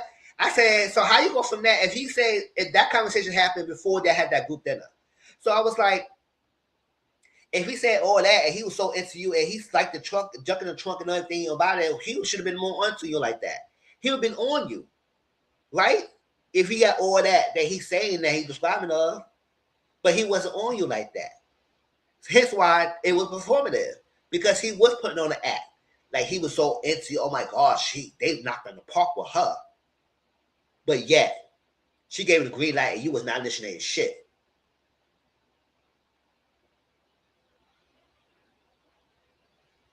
Until you had a conversation, until she pulled back.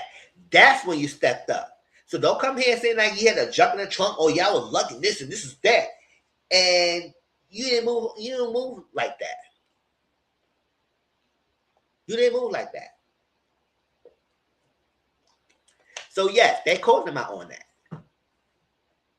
And then he realized, he said, yeah, maybe I was holding back and this is that. That's a lot of things about it's like commitment or something like that. A lot of stuff he said. I ain't taking no notes. Yeah, I ain't taking no notes of the shows. I just watch it and then talk about it. I used to take copious notes, but some of these shows is like, you don't even take notes anymore. So that's that. So now she's saying people nitpicking. Oh, he's not performative. I said, girl, yes, he was. But okay, girl, just because you got the dick now. Because I said, because I know Dr. Lisa gave her the assignment. He said, don't kiss in the forehead. That's for children. Maybe do a little kiss in the lip, pecking in there, taking the shit, everything like that. Now, I didn't know how you go from there until y'all had a full-blown sex. I didn't know crazy. It was crazy. They was in the bed, and they had lowborn, and they hugged each other. Now, I heard some noises and everything, but it dawned on me that they were full-blown sex. I thought it was kissing and making out, or at least holding each other, cuddling. They told her they ass that. I said, oh, okay. Okay. I guess that is. And now she think everybody nitpicking. I said, no, they don't nitpicking him. They picking up on it. They picking up on it. They know when a guy's very performative. So basically, don't overlook these things. So I want you to continue to push back. Now you have the dick and everything. I still want you to continue to let him lead in that department and see, because you don't want, and it's not good for a woman to say that a man tell you more attracted to them than to you. I said, you the prize. Let him be more attracted to you than you to him.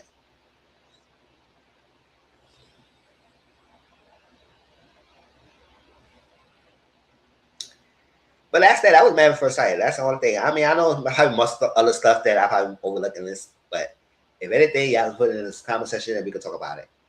But let's move on to Ultimatum real quick before we get out of here. I got no pictures on though.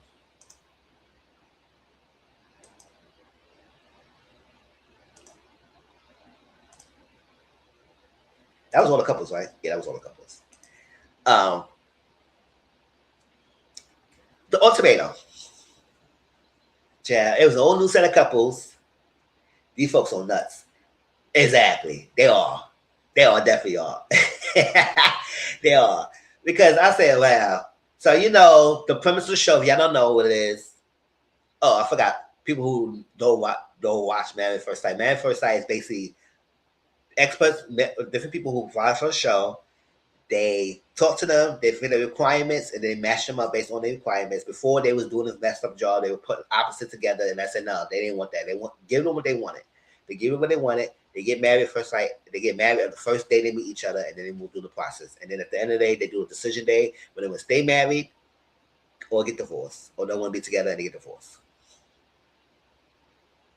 I made a mistake watching the Ultimatum. Never again. When you stop, you start watching. You stop when the first season or the season. Because I watched the first season. I watched the second season. I didn't watch the queer folks. I didn't watch the queer season, and I think I watched this one. So the ultimatum is that one half of the couple gave a demand of you got to marry me. So that's basically the ultimatum. We've been together for a while. We deserve to be married now and whatnot. So they come to the show and they have other people who have issued them, who other couples who are in the same spot as them. And one person probably issued the ultimatum or a person who received the ultimatum. And they had to date each other. And then after they date each other, all of them, this season, I'm good. I know that's right. Yeah, so they date each other, and then they after that they pick who they want to be a trial husband or wife with, and within each other. Some people end up leaving at this point when this decision part comes. Some people end up leaving. They say, "Well, I realized that I know what I want one person. I know what I want one person is. This one person is. I made a mistake here. I want you forever." And they end up being engaged or whatever. We don't even know what's happened from there. They end up staying together, or they continue, or they broke up. To the end of the show. So some people leave from there. So then they had whoever their trial husband and wife is, they live in an apartment together for 3 weeks, and they trial marriages. And then after that, they go back to the original partner they came with and had their own what a marriage would look like with that person. And then at the end, they decided they want to be like basically propose, engage, and marry the person they came with, or start a relationship with a person they did a trial marriage with, or go their separate ways to be single. And we see all those scenarios played out. We have people who stayed together and be engaged and married. We have people who got engaged and it probably broke up after the show ended. We have people who end up being with someone else who they went to trial marriage with.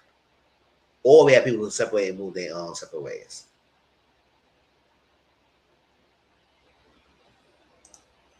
Everyone should have left. Pull a Julie Winslow, go upstairs and let me sit together. I know that's right. They said, "Where you at? Where?" I said, "Oh, I vanished."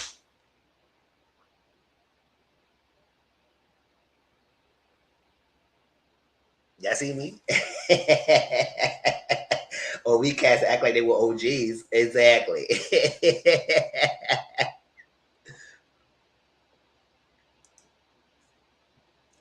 Yes. So this is that. So we had a couple things. That Jebin and Alex, I said, Alex, I know you've been with this guy for 6 years, 7 years, but girl, he is not the one. He is, we can see he was very immature. He don't know how to speak, all that stuff. He got that annoying ass, that and like that fucking annoying ass laugh. It was whack. And you wanted to be with this guy? And then you tell about the family not really fully accepting you and all that stuff like that. So the family not fully accepting you. You've been with this guy for 6 years. He's annoying. He's immature. Why you want to be married with the guy? And I need people to understand. Length of time does not equal quality. Some people use that. We've been together for so long. That's my partner. No. Time only tells you that y'all been together for that long time. It doesn't mean the quality.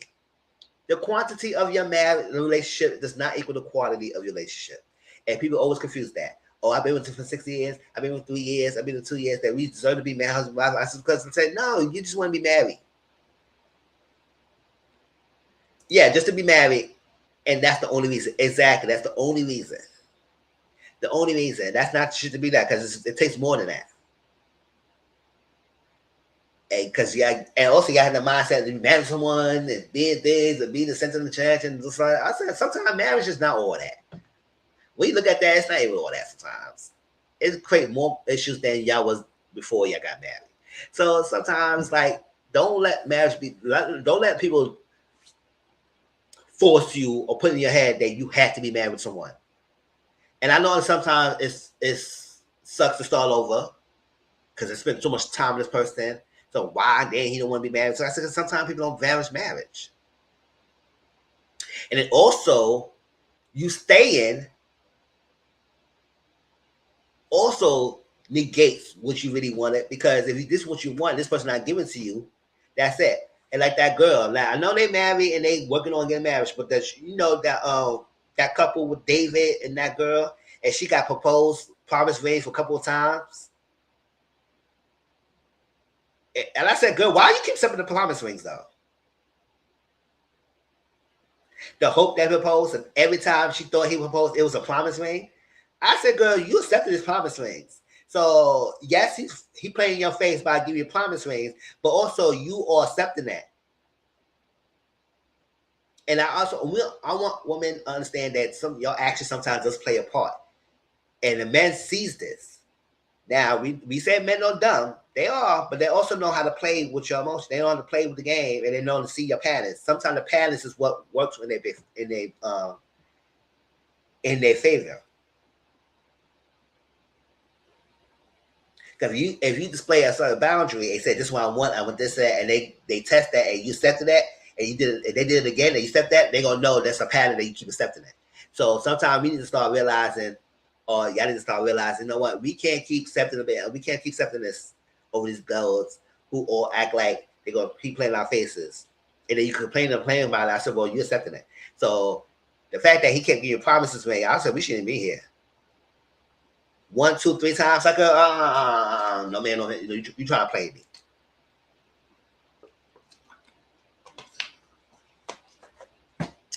So I was like, that's that. So you just want to be married just to be married. So girl, stop it. He is no good. His family, he is whack. So the fact that a lot of people I don't think good that they got let go. Because I said if he would have stayed, I said who he would have been married with, a trial marriage with. It would probably be default. He probably be the last, whoever's the last pick, that would be default together. Because that happened one season. Everybody picked it. The person didn't pick each other. They got defaulted with each other. Because I say, he ain't giving nothing. He basically whack. He don't even have a conversation with nobody. It's like that annoying last laugh. And then you go like, nobody. He left the same face. And they kicked him off. They said, oh, you said a secret letter. Everything got to be I said, first of all, that's another day production. I'm going to talk about that. Y'all kicked someone off for a secret letter that was sent in that should be sent in his face. But y'all did not put a stop to the text messages of each other during the trial marriages. I said next season, put a stop to that. At the end of the day, either take their phones. I don't know. Either take their phones and don't let them talk to each other, or ban them talking to each other. Because that kind of fucked up everything else. You kick Jeremy off of the letter that he wrote, right? And then with Union, he joked that he wrote even more letters, and it was even worse than the letter that we saw. I said, motherfucker, why are you freaking acting like that was a prize day? That was some freaking accolades that you wrote different letters. At the end of the day, and then you say you changed, you grew up. I said, I hope you did. Wrote a nasty letter because somebody was entertaining her. It was was trying to would probably pick her and everything. He noticed that. And then he wrote a nasty letter saying that, oh, you trash, you this, how dare you want to say, I would never want to marry you, all that stuff like that, all that craziness. I said, and sitting there looking stupid, and then she had to read the letter. First of all, y'all took the letter from her, and they had her read the letter in front of everybody. I said, okay. All right. So they say, because of that, we had to let you go.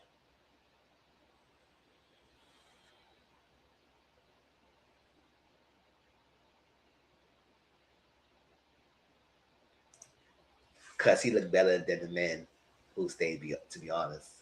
Oh, you told Jevin? Jevin look better? I mean, he ain't bad looking guy, but I don't know. He didn't do that for me. And I like some of the little Indians, brown skin, man. They be so fine up there. They skin color. Oh, chill. Let me stop.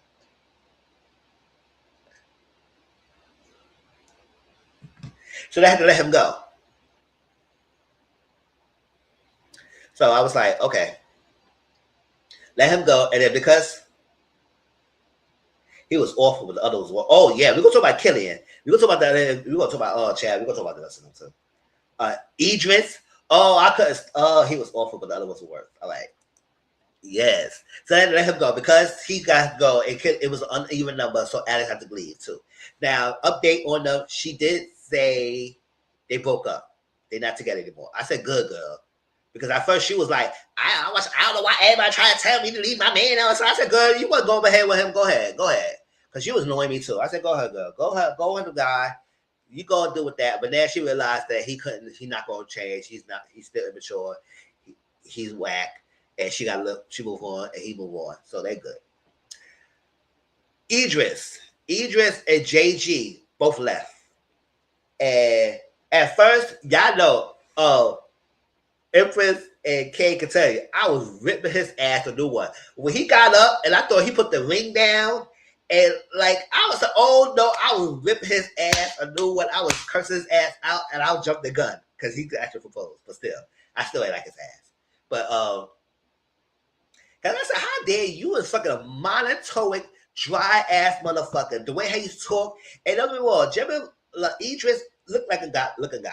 He was a good looking guy, but his freaking attitude and his mannerism and how he talked was fucking horrible. I was like, it was so fucking dry. I said, boy, can you have some life in your motherfucking conversations? Have some life. Like, he had nothing to say. He was very boring. It was whack. I said, JG, you like this kind of guy? And then also, it's not that, and then he also say some random weird shit. Weird stuff to the ladies, and ladies say, "Oh my god, what the fuck is he saying?" Like it just come out of nowhere, and it's like it was. I said, "Oh, he just so he probably know how to talk to women." I said, "I don't know how he got to JG because it was so freaking horrible," and that's that. And then the freaking reunion when she said, humiliation, misrules, all that stuff, and everything. I said, "Oh," I said, "Girl, what the fuck he was doing to you?" All that stuff like that. And they go around saying that we misinterpret. I said, no, we didn't misinterpret shit. You said that, and then you got back together with the guy, and now you want to try to tell us, but what the hell, we misinterpreted. I said, no, girl. Then why you said that is you going to get back with him. After he said, oh, we fucked, and I busted in you. And I said, oh, my God. She said, don't disrespect me like that. He did. And you took her back. And they said it was all misunderstanding. We took it the wrong way. It is a stuff. I said, nah. He just also proposed to you because he realized somebody was going to choose her, JG. And because somebody was going to choose her, he took that away from that person. So they left together. And the fact they said all that, and then you got back together. Now, I said, girl. Because I was happy when they was separated, they was broken up, and then they got back together after the reunion aired. I said, oh, whatever. That's that. Now, what are couples? The Killian, Ashley, Haley, and Blake. Child.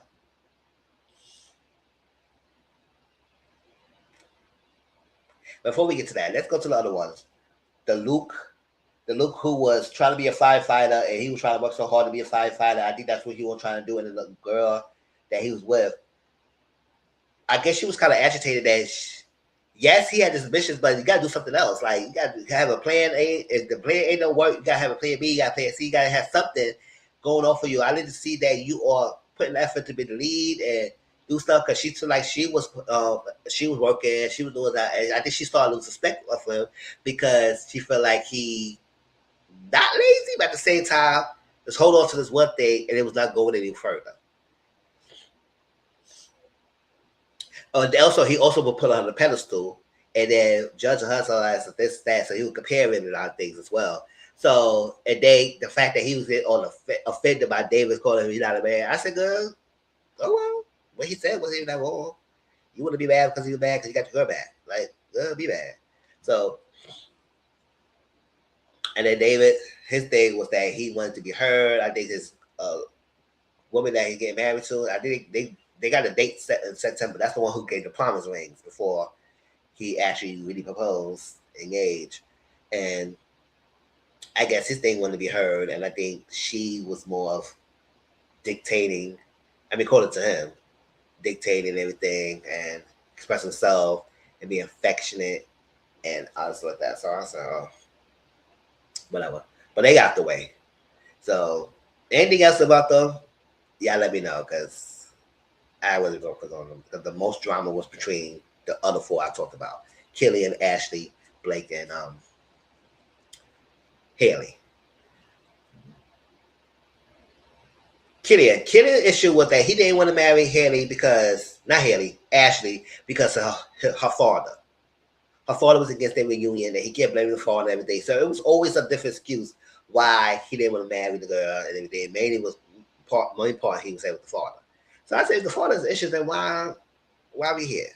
So that's that. So while Blake and Ashley were doing their relationship and everything, and that's why I'm saying why it was so issue with the letter, but it's not an issue about people texting each other because it kind of derailing the freaking experiment. And then we see it caused a whole this turmoil, a triple ripple effect. So Blake and Ashley was doing their thing.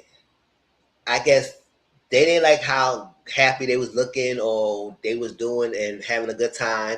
So Killian was the first one to initiate contact with Ashley, texting her all freaking time of night. He was texting Storm. He was like, hold up, girl, I saw you and Blake this doing this, what you was doing and something like that. Like that. She was texting back. Because if I was Ashley, I was like, boy, I don't got time for you. Let me focus on this. I'll go see you next 3 weeks. Like, why are we doing all that stuff? So they was texting each other, going back and forth. And then I think he shared to Haley. And then she started getting her mind. And then she started texting Blake. And then they all four is texting each other back and forth. It had this whole big tumultuous thing going on. And to the point they had I think Blake and Ashley came to Haley and Killian's room. And they had to figure hours and hours of conversation till the freaking sunlight came out. So the sun came up. I said, how the fuck, what conversation I was having to have that long conversation? And then we could see how he was talking to, Killian was talking to Ashley, telling her to shut up, shut the fuck up, and all that stuff like that. I said, oh my gosh. So insecurities, we get the best of it out of them. Right?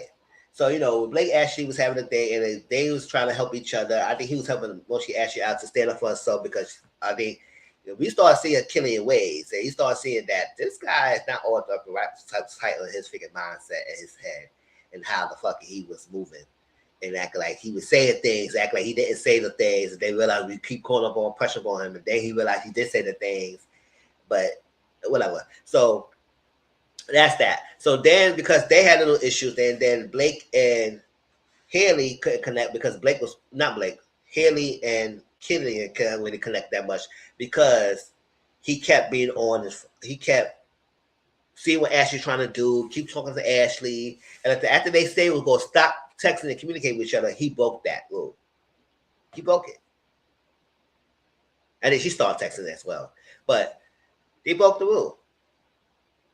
He went over to see Ashley after he said he was not going to do that, all stuff, and so it was too much. Because I think he saw them went to the gym and then he wanted to go over there and see what they was doing. I said, Killian, calm down. Now we start seeing more of you. And then he had a group text with friends.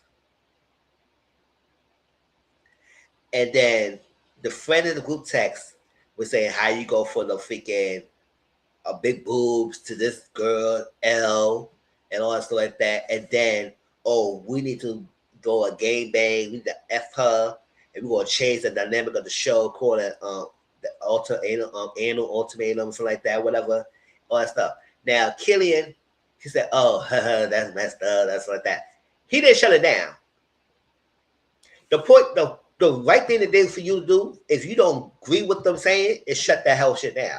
But you didn't shut it down. You let them continue to talk, degrade Haley, act like y'all was gonna gangbang her,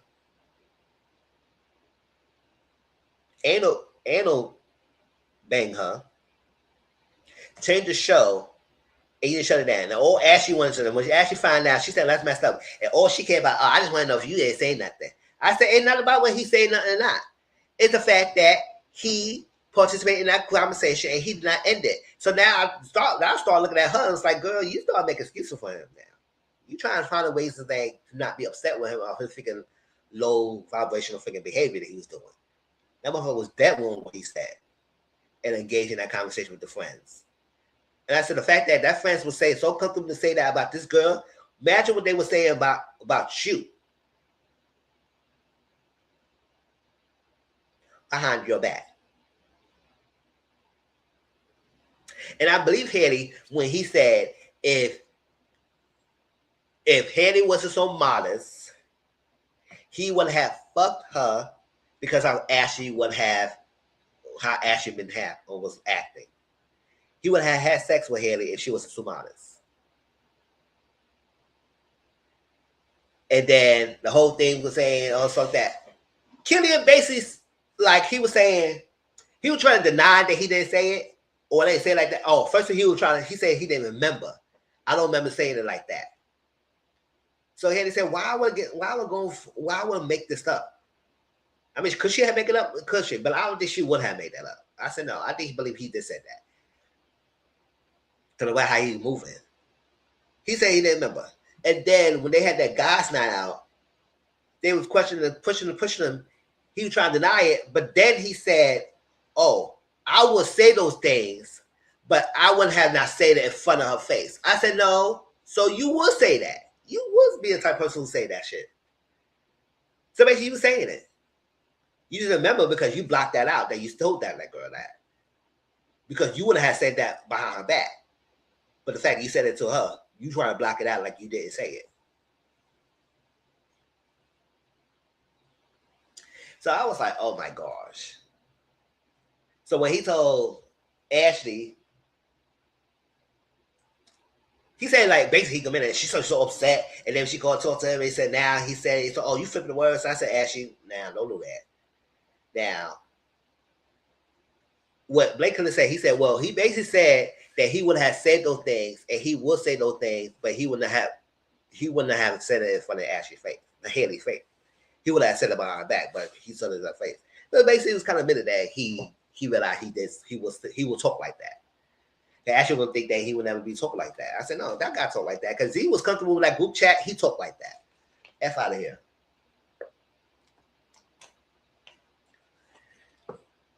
So it was like there was a whole thing back and forth, and then Ashley, when she started finding her stuff, and then she started piping up, acting like she took good at it. I said, "Oh yeah, stand up for yourself, but you stand up for the one. Now, Blake, we will get into Blake in a minute because I don't know what's going on with Blake a little bit and how he moved, act like he did nothing wrong, and then they have a hard time understanding. But then again, Haley had some issues too. I was like, y'all all messing up. Like, what's going on? So that, and then when he tried to talk and try to explain it, you kind of talk in a way that you try to shun them and try to educate them like they don't know any better and you are better and you know what's up. And don't get me wrong, it may be some truth might be he might be saying. It's the way his delivery was coming across. He was coming across as condescending.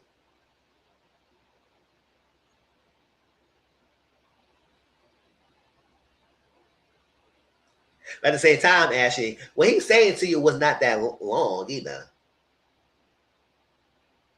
It's probably his delivery. And now you just defending yourself. Now you want to take a stance and leaving him and all that stuff like that. And all that stuff. So, all that said and done. And then they got back to their regular marriages. And then Kitty and Ashley, they tried to do something, but they always had some issues going on there's always some things going on with them. To the point that they end up getting engaged. All the couples that stayed, they all end up getting engaged. Now, Kenny and Ashley, they broke up. Blake and Haley, they broke up. When the reunion came, they was not together anymore. The only people who stayed together is David and that girl and Luke and the girl he was. They don't want to stay together. Everybody else was not together. And then, JG and Idris got back together after the reunion. So,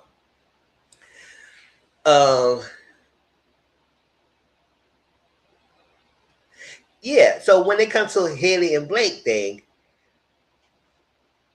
she said she's not gonna try to yell, something. She stayed yelling because he said he was taking her dates, but she said she didn't think that was thoughtful because she said flowers are thoughtful.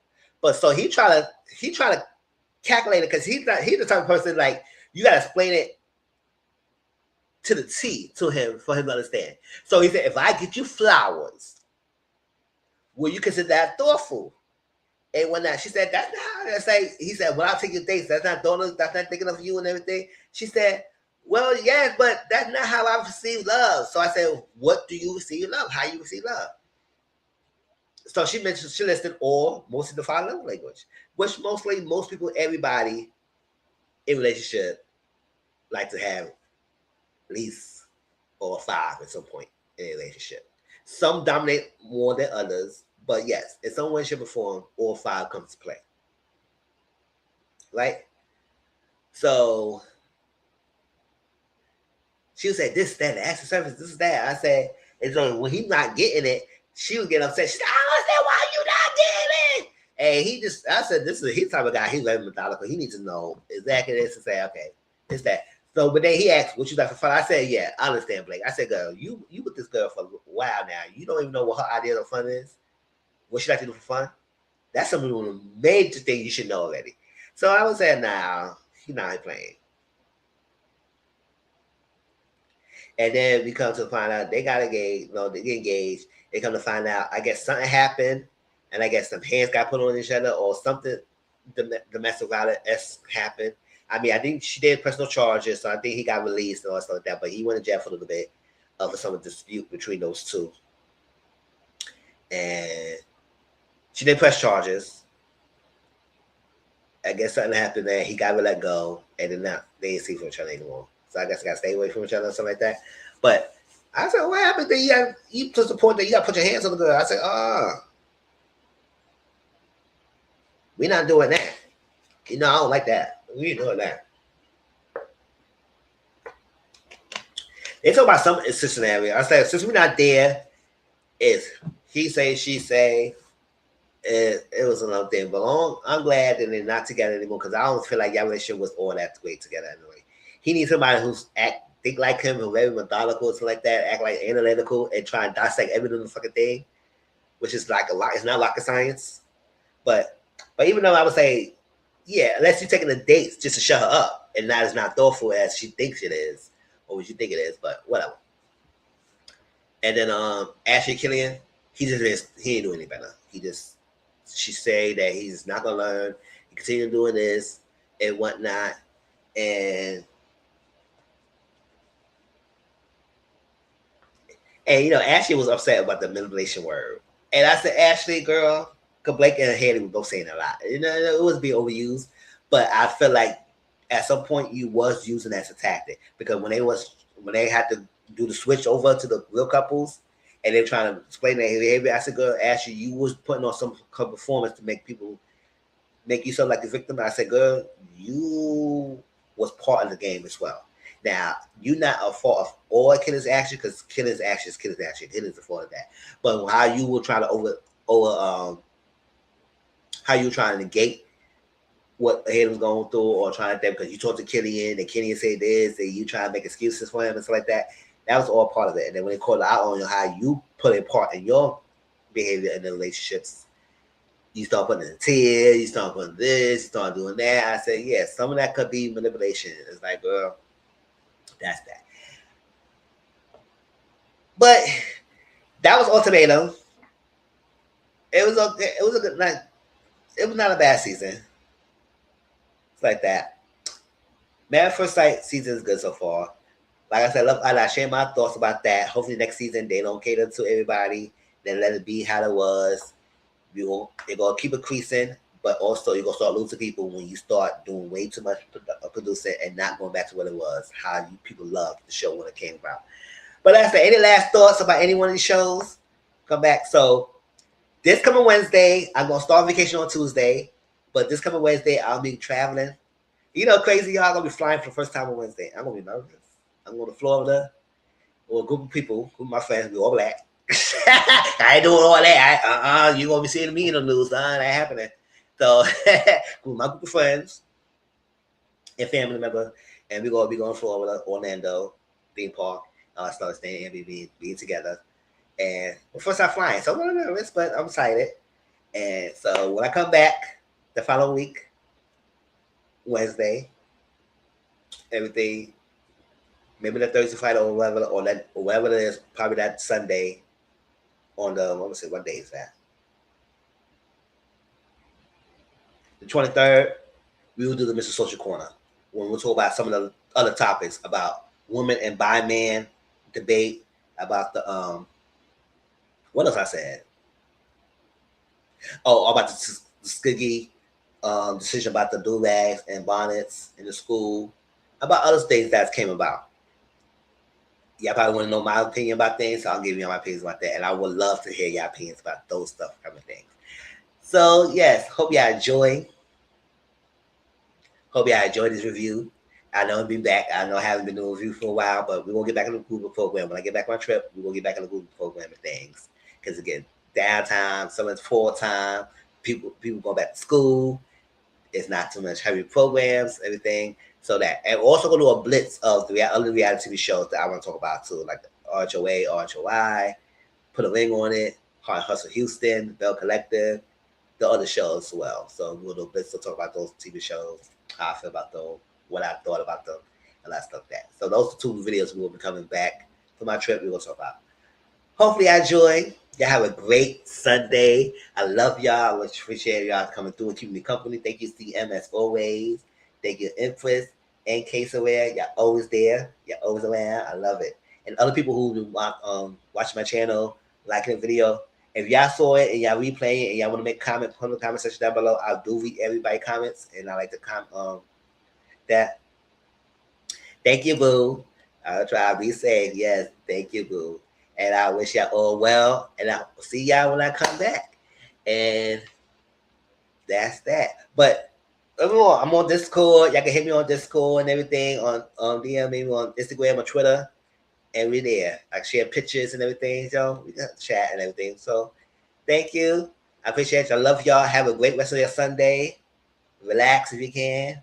I'll talk to y'all later. Peace out.